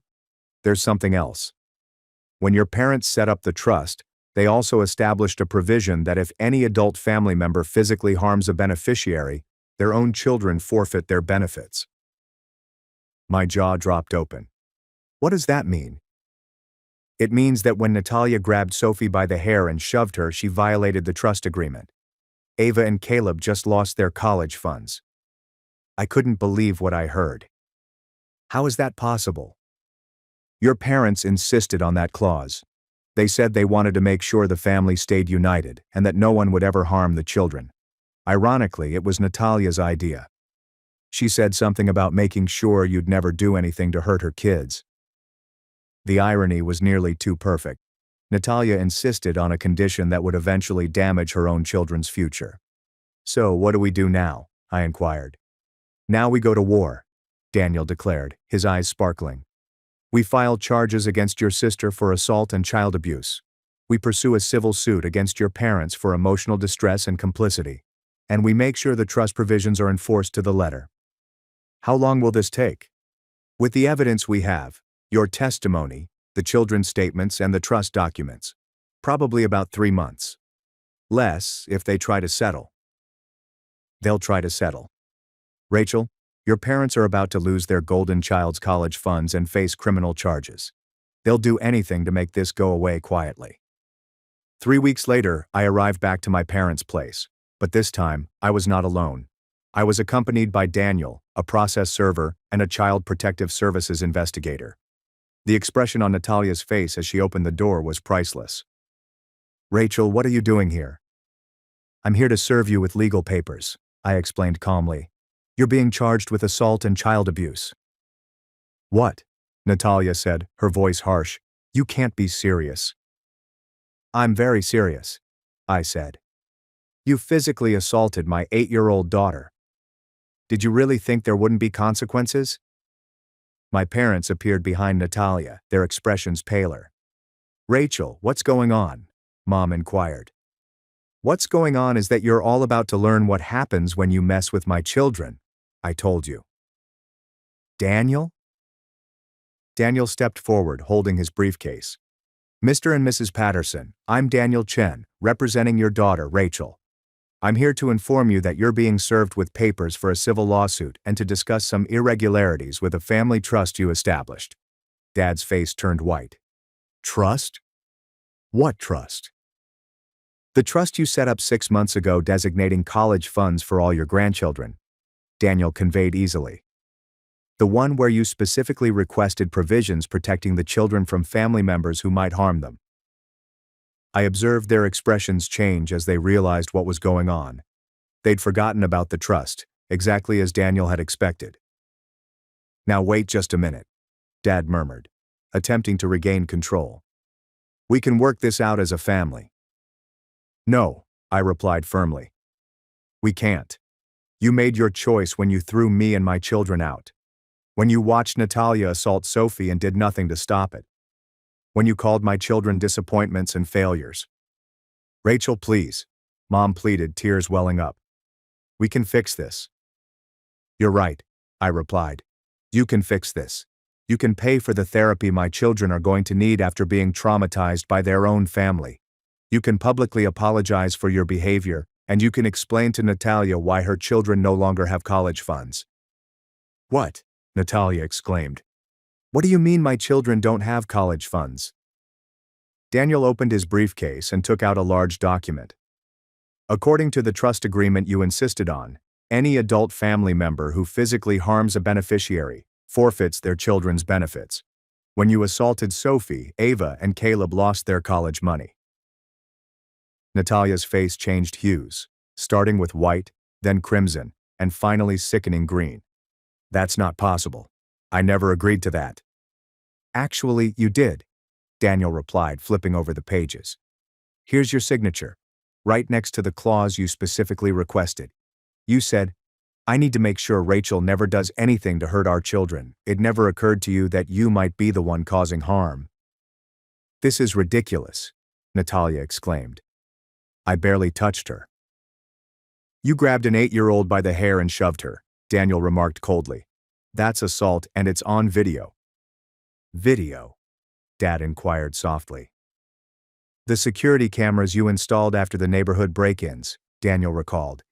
We subpoenaed the footage. Everything is recorded. Natalia assaulting Sophie, you two standing by and watching the verbal abuse, all of it. I watched as my family's world collapsed around them. Natalia was sobbing now, as the truth of what she'd done set in. My parents looked like they had aged 10 years in the last few minutes. What do you want from us? Mom inquired calmly. I want you to understand that actions have consequences, I told you. For 34 years, you've treated me like I was less than Natalia. You've made me feel like my children were worth less than hers. You've enabled her toxic behavior and made excuses for her cruelty. Rachel, Dad began. I'm not finished, I said. You want to know what I want? I want you to live with the knowledge that your favoritism destroyed this family. I want Natalia to explain to Ava and Caleb why they don't have college funds anymore. I want you to spend the rest of your lives wondering if you'll ever see Sophie and Eli again. Natalia gazed up at me, mascara running down her cheeks. Rachel, please, my children don't deserve this, they're innocent. You're absolutely right, I said. They are innocent. Just like Sophie and Eli were innocent when you called them brats and worthless trash. Just like they were innocent when you grabbed Sophie by the hair and shoved her out the door. I was angry, Natalia wailed. I didn't mean. You meant every word, I replied forcefully. You've always meant every cruel thing you've said about my children. The only difference is that this time there were consequences. Daniel moved ahead again. The charges have been filed. Natalia, you'll need to appear in court next month. Mr. and Mrs. Patterson, you're being sued for emotional distress and complicity in child abuse. I'll be filing the necessary paperwork with the court to enforce the trust provisions regarding Ava and Caleb's forfeited benefits. What about visitation? Mom inquired frantically. We haven't seen the children since you called them disappointments and failures, I ended my sentence. Since you watched your daughter assault my child and did nothing. You gave up your right to see Sophie and Eli when you chose Natalia over them. They're our grandchildren, Dad objected. Then you should have acted like it, I told you. Grandparents protect their grandchildren. They don't enable abuse. As we were about to leave, Natalia grabbed my arm. Rachel, wait. We can fix this. I'll apologize. I'll do whatever you want. I looked down at her hand on my arm and then back up at her face. Natalia, for the first time in our lives, you're going to face real consequences for your actions. Your children are going to ask you why they don't have college funds, and you're going to have to tell them it's because you couldn't control your cruelty toward your own niece. Please, she whispered. Don't do this. I'm not doing anything, I explained, releasing my arm. You did this. You made this choice when you decided my children were worth less than yours. The legal case took 3 months to resolve. The security film was devastating, and Natalia's own remarks were captured plainly.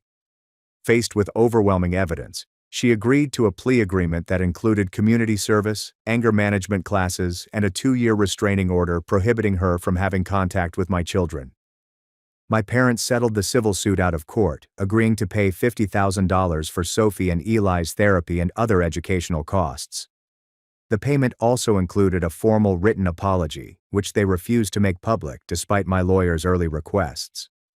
The most rewarding part was seeing Natalia struggle to explain to Ava and Caleb why they suddenly didn't have any college finances. Natalia originally sought to blame me, accusing me of stealing their money, according to my Aunt Carol, who remained in contact despite the family upheaval. But when the children spoke with their friends' parents, the truth came out. Ava, who was 10 and precocious, reportedly asked Natalia directly, "Mom, did you really injure cousin Sophie? Is this why we don't have money for college?" Natalia could not respond. The ripple effects lasted for months. Brian, who had been spineless throughout the ordeal, regained his courage and filed for divorce 6 months later. He was appalled by his wife's actions and couldn't reconcile it with the woman he had married. Natalia lost custody of the twins due to assault allegations and video proof. My parents' standing in the neighborhood was ruined. Dad had to retire from the country club board, while Mom was quietly requested to step down from her voluntary roles. The family, long regarded as community pillars, was now renowned for condoning child abuse. But the most poetic justice arrived 8 months later. Natalia, now divorced and in need of money, applied for a job at a medical clinic across town. She had no idea I worked at another clinic inside the same medical network. My supervisor contacted me as a professional reference throughout the usual background check procedure, because we had previously worked in the same field and lived in the same area. When asked if Natalia was suitable for a role dealing with families and children, I simply presented the facts. She has unresolved legal difficulties with child welfare and has been deemed inappropriate for roles involving youngsters. I gave them the court case numbers and suggested they verify the information through official procedures.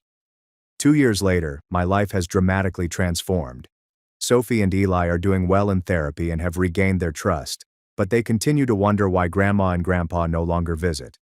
I started seeing Daniel, who turned out to be everything I was looking for in a companion. We're taking it gradually, but Sophie and Eli adore him, and he treats them like they're his own children. I've also been promoted to office manager at the clinic, and with the settlement and trust funds, I was able to relocate us to a lovely 3-bedroom home in an excellent school district. Sophie participates in accelerated reading programs while Eli has joined the math team. They're both confident, happy kids who understand their worth. In contrast, Natalia continues to struggle. She lives in a small apartment, works part-time at a retail business, and visits her children every other weekend. Ava and Caleb are also in treatment, coping with the trauma of their parents' divorce and their mother's behavior. They have asked to see Sophie and Eli multiple times, but I have had to refuse due to the restraining order. My parents have tried to contact me several times, generally around holidays or the children's birthdays. They send cards and gifts, which I return unopened. They have asked other family members to step in, but I have made it obvious that my children and I are done with their toxic conduct. When my Aunt Carol last saw me, she told me that my parents had finally recognized they were wrong. They know they destroyed the family, she informed me. They know they chose Natalia over you and your children, and they regret it. Good, I replied simply. They should regret it. Don't you think it's time to forgive them? Questioned the woman. I thought about it for a bit. Aunt Carol, they watched their daughter assault my child and called my children disappointments and failures. They enabled decades of emotional abuse and favoritism. Forgiveness isn't about them. It's about me and my children moving forward with our lives. But they're getting older, Rachel. They might not have much time left. Then they'll have to live with their choices, I said. Just like I've had to live with mine. The truth is that I don't think about revenge anymore.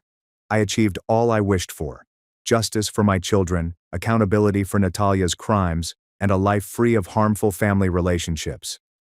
Sophie and Eli will never have to doubt whether they are loved or cherished. They won't have to compete with cousins for their grandparents' devotion. They will never have to witness their mother being regarded as less than. Some people ask me if I feel bad about what happened to Ava and Caleb. The answer is no. I feel sorry for them since they are innocent victims of their mother's brutality, but I do not feel guilty. Natalia chose to assault my child. She could have apologized, recognized her error, and made a different decision. Instead, she doubled down on her brutality and accepted the consequences. My children received a crucial lesson from this experience. Someone will always defend them. Others' opinions do not define their worth, and actions have repercussions. They also learned that family is more than just blood. It is about people who love and defend one another. Daniel has become our family. He'll file adoption papers next month, and Sophie and Eli will finally have a father figure who prioritizes their well-being. We're planning a small wedding for next spring, and my Aunt Carol will lead me down the aisle because my father gave up that right. Natalia, I heard through the grapevine, attempted to argue the trust judgment in court, claiming she was emotionally disturbed and not responsible for her behavior. The judge dismissed her case after watching the security footage. Apparently, seeing her grab a child by the hair and yell "worthless trash" made it evident that her actions were intentional and cruel. She's also claimed that I took her children's college funds, although most people know the truth by now. The odd thing is, I never desired vengeance. I simply wanted my children to be treated with the same affection and respect as their cousins. I wanted my family to regard Sophie and Eli as deserving of investment and care. When that did not happen, when my sister physically assaulted my daughter and my parents allowed it, I simply ensured that there were repercussions. I did not destroy my family. They wrecked themselves. I merely made sure they wouldn't destroy my children in the process. Looking back, I know that spending the night at my parents' house was the finest thing that could have happened to us. It prompted me to stop waiting for their approval and begin creating a life in which my children's worth was never questioned. Sophie and Eli learned that their mother will fight for them no matter what. And it taught all of us that sometimes the family you select is preferable to the family you are born into. Natalia received exactly what she deserved. A life without the support system she'd always taken for granted. Children who questioned her judgment, and the realization that her own harshness had cost her everything. My parents received precisely what they deserved: a shattered family, a tarnished image, and the knowledge that their favoritism had destroyed any possibility of a relationship with half of their grandkids. And I got precisely what I deserved: a life in which my children are cherished, safeguarded, and loved unconditionally. Where they won't have to question whether they're good enough, smart enough, or worthy enough. They'll grow up knowing that someone is always fighting for them. The phone call I made that night was not about vengeance, it was about justice. And sometimes justice and vengeance look the same.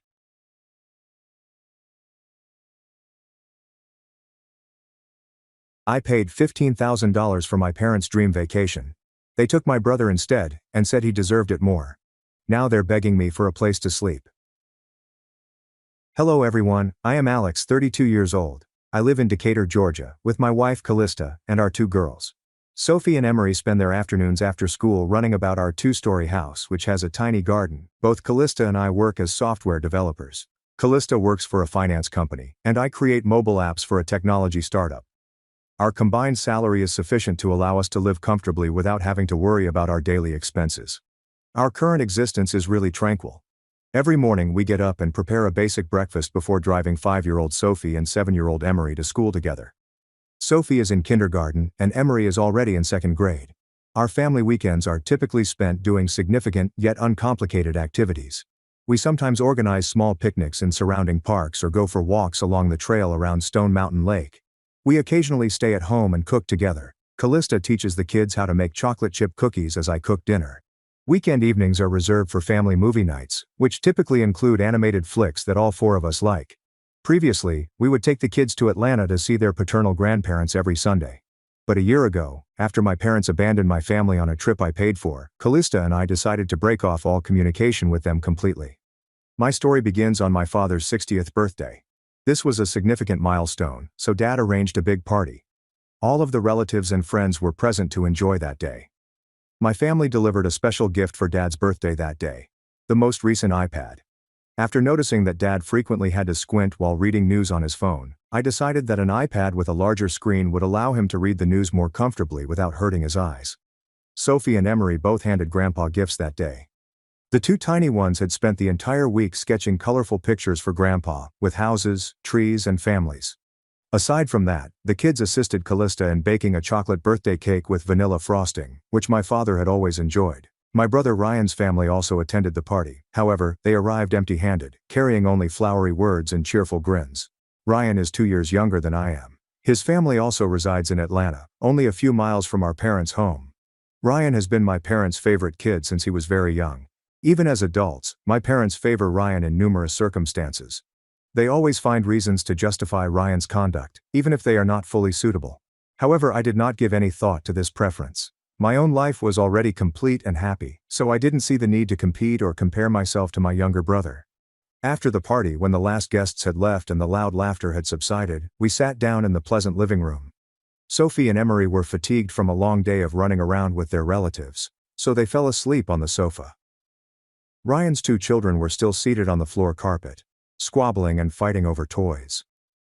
In the comfortable environment following the celebration, my father suddenly expressed, in a dreamy tone, a dream he had been nursing for a long time.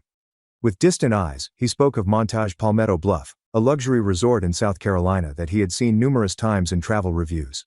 After Dad's sharing, my mother sighed and added, "Sadly, by the time we leave this world, you and I may still not be able to go because the cost is too high." Hearing Mom's remarks, the entire living room fell silent. Ryan and his wife exchanged eyes, and Callista grinned at me. We merely nodded and listened, then chuckled quietly, like if it were a distant dream that everyone experiences. After a few minutes, the entire family discussed work, the weather, and their plans for the upcoming week. However, Dad's desire to go to Montage Palmetto Bluff continued to dominate my thoughts. That evening, when Sophie and Emery had fallen asleep in their room, Callista and I sat down on our familiar sofa in the living room. The soft yellow light from the table lamp produced a comfortable mood. But in that calm time, Callista came up with an unexpected suggestion. My wife remarked in a kind but resolute tone, "Do you think we should sponsor that trip for your parents? They would go with our family." When I heard Callista's unexpected idea, I looked up at her in amazement. "When did you start thinking about this?" I inquired with curiosity. Instead of responding right once, Callista rose up and grabbed her laptop off the desk. She opened it and showed me the thorough Excel spreadsheet she had created. Callista had carefully estimated the costs, over $15,000 for 6 individuals to spend 3 days at Montage Palmetto Bluff. Every expense was noted on the spreadsheet, including luxurious rooms with river views, dinners at fancy restaurants, wilderness kayaking activities, calming spa services, and even children's entertainment activities. Callista had even estimated the gas expenditures for the trip from Atlanta to South Carolina. I was stunned by the figures on the laptop's screen. Even though our total income wasn't particularly poor, I'd never considered spending $15,000 on a 3-day trip. This was a significant amount of money for our family. It was the equivalent of 4 to 5 months' savings, or a year's tuition for Sophie and Emery. Callista noticed the hesitancy in my eyes and gently placed her hand on my shoulder to encourage. "I know this is a lot of money, but it's your parents' dream. They've worked hard and are now 60 years old." I remained silent, reflecting on what Callista had just spoken. Childhood memories flooded back into my thoughts. Images of my father working from sunrise to night, and my mother continuously concerned about household finances. After a few minutes of deliberation, weighing logic against passion, I finally nodded in accord and told Callista, "All right, let's surprise them." Callista grinned brightly in response. At the time, we both believed we had done the right thing. The next day, after ending my shift at work, I drove straight to my parents' house in Atlanta rather than returning home as normal. My pulse was racing with anticipation as I planned a great surprise for them. I envisioned the brilliant smiles on their faces when they heard the news. When I entered the familiar house, I noticed my parents seated in the living room, watching the evening news. With a confident smile, I told them the good news. "I have wonderful news for you both. Our family has decided to sponsor the trip to Montage Palmetto Bluff that Dad mentioned yesterday." Initially, their reaction was exactly what I had expected. My mother's mouth dropped open in amazement, and Dad stood up, eyes wide with incredulity. My mother shouted cheerfully, "Really, Alex? You're not joking with me, are you?" But as soon as I explained that we would be going as a big family, Callista, our 2 girls and my parents, their expressions froze. The delighted expression from seconds before had turned uncertain. After a little delay, my mother inquired carefully, "What about Ryan's family? Your brother?" Hearing those words, my heart felt pinched. I had psychologically prepared for the situation. Trying to maintain a steady tone, I replied, "You can call and ask him if his family wants to join us. We'll help book their spots, but he needs to transfer the money first for us to pay." As soon as I finished speaking, my mother quickly offered, in a voice that sounded imploring, "Why don't you pay for Ryan's family too? He's your brother." Hearing Mom's idea, I stated directly, "This trip costs a lot of money. I can't afford to pay for both families." After my statements, my mother grew silent and stared down at the floor. After a few seconds in the oppressive environment, I felt as if I was standing at a crossroads with endless possibilities. Finally, I spoke up in a decisive tone. "If you don't want to go with our family, I'll cancel this trip." Immediately my father shouted up in a worried voice, "Don't get upset, Alex, your mother didn't mean anything by it. We'll go, we'll go." After my father's statements and noticing the tension in the air, I decided to leave immediately. Throughout the journey home, my thoughts began to wander. I wasn't sure if I'd made a mistake by sponsoring this trip. How would you manage it if your parents offered to fund your brother's family, as mine did? Please share your ideas in the comments below. That evening when I got home, I sat with Callista on our usual sofa and repeated my entire chat with my parents. Callista shook her head, angry, as she heard my mother beg me to pay for Ryan's family. Despite her anger at my parents' attitude, Callista kindly told me, "You should stay calm, maybe they want the whole family to have fun together." After a few more minutes of discussion, we decided to remain with our initial plan of sponsoring the vacation for my parents and our family, regardless of what had happened. The next morning, as I was getting ready for work and checking my emails, the phone rang unexpectedly. Looking at the screen and seeing Mom, I responded in a little annoyed tone from yesterday's talk. When I picked up, my mother sounded more upbeat and eager than normal. She said to me, "I have good news. I have a friend who works at Montage Palmetto Bluff. I can make the reservations for you." When I heard the suggestion, I paused and inquired, "Why don't you let me book it myself as originally planned?" Mom noticed the hesitancy in my words and explained with a compassionate tone, "With this connection, I guarantee we'll get the best rooms with the most beautiful views for the whole family. Besides, I know you and Callista are busy with 2 little ones to handle and stressful work. I want to help you handle these booking procedures so you don't have to worry about it." Hearing my mother's rational explanation warmed my heart since she was thoughtful. At that point, I had no reason to be skeptical. Having a friend in the travel industry was quite common, and having assistance booking accommodations would be useful. So I transferred the $15,000 and filled out personal information for my family members, Callista, Sophie, and Emery, so Mom could reserve the accommodation. Mom called back that afternoon to announce the results of the money transfer. She told me she was satisfied. "Everything is done. We'll depart on Thursday in 3 weeks." We opted to drive to Montage Palmetto Bluff in South Carolina, which was only approximately a 3-hour drive from Atlanta. This was also more convenient for the kids, as we could carry a lot of personal belongings without worrying about airline luggage. During the 3 weeks of preparation, the mood in our home became more vibrant than ever. Sophie and Emery talked about the vacation every evening with tremendous excitement. Every night, Sophie would rush to me and ask, "Daddy, what kind of fish are there? Can I go kayaking?" Meanwhile, Emery concentrated on preparing bags. She would regularly bring her favorite toys from her room and place them in a little pile next to the luggage. When Sophie observed Callista preparing things, she would respond, "Mommy, I need to bring this doll to play with Grandma and Grandpa." Callista constantly told the kids about the wonderful activities we planned to do together. She mentioned kayaking expeditions into the wilderness, great dinners at posh restaurants, and, most importantly, the quality time the children would spend with their paternal grandparents. Every day, I saw the excitement and joy in Sophie and Emery's eyes, and my heart swelled with happiness. I knew the decision to spend $15,000 on this vacation was correct. Seeing the kids happy made me feel like every sacrifice was worthwhile. I started looking forward to this trip. After months of rigorous work, this would be an excellent moment for the family to unwind and reconnect. However, I had no clue at the time that in just a few more days, my family would take me on a journey I would remember for the rest of my life. Not for the wonderful memories, but for the worst anguish and betrayal I had ever encountered. 3 weeks later, on Thursday morning about 10 a.m., we arrived at my parents' house in Atlanta, full of excitement. Sophie and Emery sat in the back seat, continuously talking about the amazing things they would do. However, as we reached in front of my parents' house, the scene before my eyes perplexed me. The gate was carefully closed, and their beloved Toyota Camry remained in the garage. I honked the horn many times before exiting the car and ringing the doorbell. There was no answer from within the quiet house. At that point, I took out my phone and dialed my parents' number, but the phone continued to ring without being answered. I called 3 times in a row and still received no response. When Callista noticed my confusion, she looked out the window and worriedly inquired, "Where did they go?" I shook my head and responded, "They're probably out buying more stuff for the long journey. They might have forgotten to bring their phone or put it on silent mode." We chose to wait in the car. Minute by minute, the restlessness in my heart increased. After several calls, my mother eventually answered the phone around 11 a.m. With anxiety, I said, "Where are you? We've already arrived at the house." After my question, my mother responded briefly, "I'm out with Ryan." Hearing this unexpected response left me perplexed. I tried to calm my voice and said again, "Why are you out with Ryan? What about our trip?" Instead of responding, my mother abruptly hung up.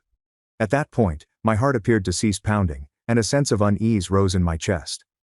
About 30 seconds later, while I was still processing what my mother had said, my phone suddenly buzzed, indicating a new message.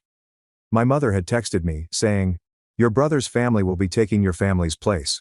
They're more entertaining." After reading these lines, my palms twitched uncontrollably. I read and reread the message several times, unable to believe it was true. They had abandoned us.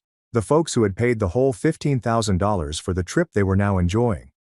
I turned and handed my phone to Calista to show her the message, feeling as if I wanted someone to see it to ensure I wasn't dreaming. Calista covered her mouth with her hand, terrified, and mumbled, "They can't do this." Her eyes were filled with sympathy, unable to believe what she had just witnessed. In my wrath, the first thought that came to mind was to drive straight to Montage Palmetto Bluff and confront them, demanding justice. I wanted to confront them directly and ask why they could persecute us. But just as I was going to start the car, Calista hastily placed her hand on mine and said, "Don't do that. The money has already been transferred to them, and your parents, not us, made the reservation." Hearing my wife's suggestion, I knew we had no legal right to take this trip. At that point, my body went rigid while my mind struggled to comprehend what had just occurred. The world around me seemed to come to a halt in that instant, leaving only the sound of my heavy breathing and Callista's concerned expression. After about 5 minutes of cooling down, I returned my attention to Sophie and Emery in the back seat. The two tiny ones were still excitedly waiting, continuously asking when we were leaving. Sophie grabbed her favorite doll closely, and Emery had a nature picture book to read on the drive. When I saw my children's innocent eyes, my heart felt constricted. I couldn't allow my parents' betrayal to ruin the 3-week vacation the kids had been looking forward to. I attempted to remain calm and consider other choices while suppressing my growing rage. We sought a destination to go today that would make the kids happy, while also providing my family with a memorable vacation. Calista and I took out our phones and quickly looked up resorts around Atlanta. Time was not on our side. It was nearly lunchtime, and most nice resorts were completely booked for the weekend. I began to worry after contacting the first 3 resorts and receiving fully booked responses. Fortunately, when I called Barnsley Resort in Adairsville, Georgia, the hotel receptionist told me they still had a 4-person family suite. Without hesitation, I quickly made a reservation and paid in advance over the phone. The accommodation was not cheap, but in this case, all I wanted was for the kids to have a good time on vacation. After finishing the booking formalities, I returned to the car's back seat and told my 2 kids in the gentlest manner imaginable, "Grandma and Grandpa have an emergency, so they won't be joining us, but we'll still have a wonderful trip."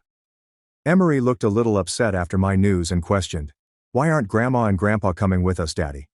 I smiled at Emery's slightly sad expression and responded, "Sometimes adults have important things to take care of, but that means we'll have more time to have fun together."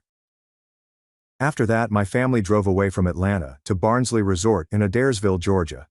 On the way, I tried to concentrate on driving and chatting with the kids, but my heart still remembered my parents' horrible treachery. Due to traffic congestion on the highway, our family arrived at Barnsley Resort about 3 p.m. After checking in and dropping off our bags, we decided to do some light activities to help the kids rest after over 4 hours in the van. Sophie and Emery were very enthused about duck feeding at the resort's tiny lake. The 2 tiny ones laughed as the ducklings competed for the bread pieces they tossed into the water. Following that, we played a quick round of mini-golf, during which Emery demonstrated her amazing accuracy. While the 2 youngsters were joyfully playing on the playground, I took out my phone to capture these happy moments for Instagram. I wanted to preserve these wonderful family memories, even though the circumstances were unexpected. As I was just opening Instagram to share the images, I noticed a post from my mother's account. The vision that flashed was of my mother smiling brightly next to Ryan, his wife and their children, with the opulent lobby of Montage Palmetto Bluff in the background. The caption that accompanied it made me freeze. "Happy with my son and grandchildren. Thank you, Ryan, for financing this trip." What made me extra angrier were the comments underneath the post, where a series of friends and relatives came to congratulate Ryan, saying things like, "Ryan is so great. Lucky to have Ryan taking care of his parents. I wish I had a son like Ryan." My blood was boiling. They didn't just dump us. They openly gave Ryan credit in front of all of his friends and relatives, allowing him to be celebrated with my money. On the first evening, after Sophie and Emery had fallen asleep in their room, I sat with Calista on the balcony, staring out at the resort's calm garden. With a firm voice I told my wife, I've devised a strategy to teach my parents a lesson. They must understand that mistreating us will result in consequences. Following that statement, I began to explain my idea to Callista.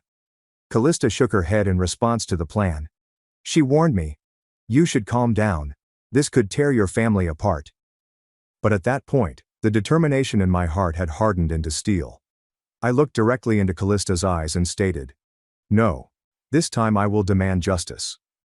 Callista was silent for a moment before nodding in accord with my idea. That night, I decided the plan would be carried out once we returned from our trip. I didn't want negative feelings to ruin my wonderful time with my children. Callista and I spent the next 2 days on the vacation, sharing memorable moments with our 2 young princesses. We hiked forest paths together, made cookies in the lodge kitchen, and spent relaxing afternoons by the lake. Although the sadness remained in my heart, Sophie and Emery's innocent laughter helped to ease my soul. After returning from Barnsley Resort, I went to the law office of Miller & Associates, a respectable firm I had found online. The office was housed in a high-rise structure in downtown Atlanta, with a professional and formal ambiance. When I met with lawyer Blake, I explained my case in full. He listened with a serious gaze and occasionally nodded in agreement. After I finished describing the full tale, lawyer Blake sincerely told me, "You have the right to take back what belongs to you, and I will guide you through the proper legal procedures." Following that, he went on to describe the procedures I needed to follow in order to operate legally and effectively. I took careful notes on each step and document I needed to prepare. I felt abnormally calm when sitting at my workstation at home with the official notice that evening. The serious legal writing on the documents represented the power of justice. I was confident that they would learn the lesson they deserved, and I was also confident that I would not regret my decision. The next day after concluding my work shift at the office, I chose to take an Uber to my parents' house rather than driving home. I purposely did not drive my automobile. On the drive there, I grasped the white envelope hard, which contained the legal notification that lawyer Blake had assisted me in drafting. My hands trembled slightly, not from fear, but from exhilaration combined with the sadness that stayed in my heart. When the automobile came to a stop in front of the familiar house, I noticed the light in the living room was turned on, signaling that my parents were home. I stepped out of the car, paid the driver, and approached to ring the doorbell. After a few rings, my mother came to open the door. When my mother saw me arrive at the door, she exclaimed, surprised, "Alex, why did you come here?" What struck me the most was that there was no hint of regret or shame on her face. She acted normally, as if nothing had happened and that abandoning my family on the trip was a little misunderstanding. Right after that, I entered the residence without waiting for an invitation. My father was seated on the sofa, watching television, and gazed up at me with an unreadable face. Without saying anything, I took the notification out of the envelope and handed it to them. I calmly and coldly informed them, "This is a legal notice." My parents took the paper and read it together. I could watch the emotions on their faces morph from uncertainty to panic as they realized the significance of the legal text. After I finished reading, my mother cried, shivering, "You can't do this. We are your father and mother." I responded with a sarcastic tone. "According to the notice, you have 30 days to leave this house. I've let you live here for free for many years now. I need to take it back. I'm asking you to leave as stated in the notice." After my frigid comments, my mother burst into tears. She wailed, pleading, "You can't be heartless enough to kick your parents out. Where would we live? We're old now. We don't have the strength to find a place." At that moment I witnessed my mother's tears, and my heart felt constricted. But then I remembered the photograph on social media and the sense of betrayal when I read my mother's letter. I stopped for a few seconds, then took out my phone, accessed the app, and found the photo my mother had posted 4 days before. I placed the phone screen up to my mom's face and asked, "Didn't Ryan sponsor the trip? You can go live with him." After seeing the photo, my mother became silent and couldn't say anything. She realized her deception had been exposed. Not stopping there, I went to the location where the keys to the Camry were stored, the silver automobile I had purchased and allowed them to use for years. I took up the key ring and told them, "I'm taking back the car starting today." Hearing this statement, my father yelled out in terror, "Just because of a trip you're treating us like this?" My mother followed up with an angry voice, "We're family. You're so selfish." Hearing their claims, my wrath rose up. I said firmly, "No family takes money from their older son to sponsor the younger one's trip." I turned around and left the home with the Camry without saying anything else since I didn't want to dispute anymore. To better grasp the scenario, I need to tell you about the house they were living in. I own the entire house. I purchased it 3 years ago with funds from Callista and my software engineering gigs. When I saw my parents having to rent a little apartment at a rather high price, I felt awful for them. I didn't want to see my elderly parents living in a rental home and struggling financially. I decided to let them stay in this house, absolutely free of charge. For the past 3 years, I have not taken a single dime from them. This is a 2016 Toyota Camry that I drove before having my family. After purchasing a 7-seat SUV in 2022 to meet the needs of picking up and dropping off my children, I allowed them to use the Camry for daily transportation. But now, when they no longer recognized me as their son and could betray me without hesitation, I'd take back what was mine. Ryan contacted me that evening, just as I had arrived home. As soon as I answered the phone, Ryan's rage-filled voice burst out. "What are you doing? Why are you kicking Mom and Dad out of the house? You're so cruel." Hearing his charges, I felt a rush of rage rise in my heart. I held the phone so hard that my knuckles became white. Ryan shouted without waiting for my response. "Mom has been crying for hours. They said you're demanding they leave the house in 30 days. You can't do that." Hearing that, I became annoyed. I said with a decisive tone, "If Mom and Dad and you pay back the $15,000 for the trip and agree to pay rent for the house at $1,500 per month, the current market rate, then I'll reconsider." Ryan was completely silent when he heard the figure of $15,000. I could sense his perplexity. After a long silence, Ryan quickly responded fiercely. "Mom and Dad invited me to go. I didn't know about that." Ryan hung up after this sentence, leaving behind a long beep in my ear. That evening I also started receiving calls from relatives and acquaintances of my parents. Uncle Frank was the first caller. Uncle angrily stated, "Alex, how could you treat your parents like that? They raised you." Aunt Diane was next. Unlike Uncle Frank, Aunt Diane did not condemn but instead questioned with a sympathetic voice. "Alex, I heard you have problems with your parents. What happened?" I told Aunt Diane the entire tale, from donating $15,000 for the trip to my parents abandoning my family to accompany Ryan. Aunt Diane offered a helpful response after hearing. "I support you, you did the right thing, no one has the right to treat you like that, not even your parents." Hearing my aunt's encouraging remarks gave me some comfort. The following 2 days were filled with calls from my parents' relatives and acquaintances. From morning to night, my phone rang with complaints, suggestions, and even threats. Each such call made me feel as if I were being accused. I grew tired of continually explaining and defending my conduct. I was so bored of this scenario, so I called Aunt Diane and asked her to hold a family gathering. I wanted to be able to tell the truth in front of everyone rather than explaining it individually over the phone. The meeting took place at Aunt Diane's house on Sunday evening. The majority of family members were present, including uncles, aunts, and cousins. My parents were also invited, but they declined to attend. Standing in front of everyone, I explained why I had decided to evict my parents from the house and take back the automobile.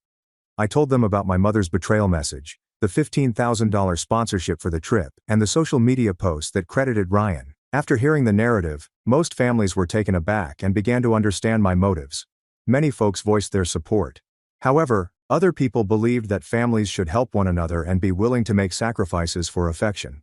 Among them was Uncle Frank, my father's younger brother. Uncle Frank shook his head and replied, "They're still your parents. Family members have to help each other and know how to sacrifice. You can't abandon them like that." Hearing these remarks, I felt a flash of rage rise. I gazed directly into Uncle Frank's eyes and said, "My dad is your blood brother. He's also your family. You and he share the same DNA. Why don't you take him in?" After my offer, Uncle Frank instantly opposed. "I still have my own family, my wife and kids." I grinned coldly and responded, "You just said family has to help each other." Uncle Frank jumped up violently and departed without saying anything further. At that point, I recognized that many individuals only know how to counsel others to sacrifice when they are not experiencing losses themselves. My parents refused to leave despite the fact that I had given them 30 days' notice. Perhaps they assumed that by refusing to leave the house, I would be powerless to harm them. They may have anticipated that time would cause me to calm down and reconsider my decision, but they miscalculated. My determination stayed as strong as steel. When the 30-day limit passed, I filed an eviction action in district court. Lawyer Blake guided me through the difficult legal procedures. 3 days after I filed the complaint, an official summons was delivered to my parents' residence. They had to appear in court on the designated day to explain why they didn't comply with the notice to leave the house. That evening I received an SMS from my father with the following content. Do you dare to take us to court? We are not going anywhere. Reading Dad's text, I got the impression that they still didn't comprehend how serious the situation was. They might believe this was all a game, a means for me to intimidate them. However, the law is not a game. A week later, on the trial day, I stood in court with all of the papers establishing my ownership of the house and evidence that my parents had been informed to leave. Callista also joined me as a witness. However, my parents neglected to attend court. The defendant's seats remained vacant throughout the hearing. The judge, a middle-aged lady with a serious expression, studied the records and declared, based on the facts presented and the defendant's refusal to attend to defend themselves, the court decides to rule in favor of the plaintiff. After hearing the judge's judgment, I felt both relieved and sad. Although I won the lawsuit, it was not the win I desired. After receiving the court's writ of possession, a formal instrument that allowed me to retake the title of the residence, I turned it over to the county police for enforcement. 2 days later, I received a call from the police, alerting me that they would begin enforcement the following morning. I chose not to attend the scene since I did not want to see the terrible moment. According to the police report, my parents were forcibly removed from the house in front of law enforcement officers. They were allowed to take their personal stuff and were given enough time to arrange them. The most startling thing I learned from Aunt Diane after my parents were evicted was that Ryan had refused to let them stay with him. When my parents asked for help, Ryan argued that his house was too small and couldn't accommodate 2 additional people. Aunt Diane exclaimed angrily, "Your parents only asked to stay for a week to find a rental place." Ryan, however, continued to disagree. He stated that his wife was not comfortable with having outsiders in the house. After that, my parents grew enraged and severed relations with Ryan. They learned that the child they had always preferred, the person they had picked to replace my family on the trip, was eventually unwilling to assist them when necessary. At that point, I realized I had lost something valuable that could not be restored. But at the same time, I realized that the truth about human nature had been fully revealed. A year has gone since my parents were forcibly ejected from the house, and while there have been big changes, I can say that I have found serenity in my life again. My family is happy now. Sophie and Emery are used to not having stressful visits to their grandparents' residence. Instead, we use our weekends for more important family activities.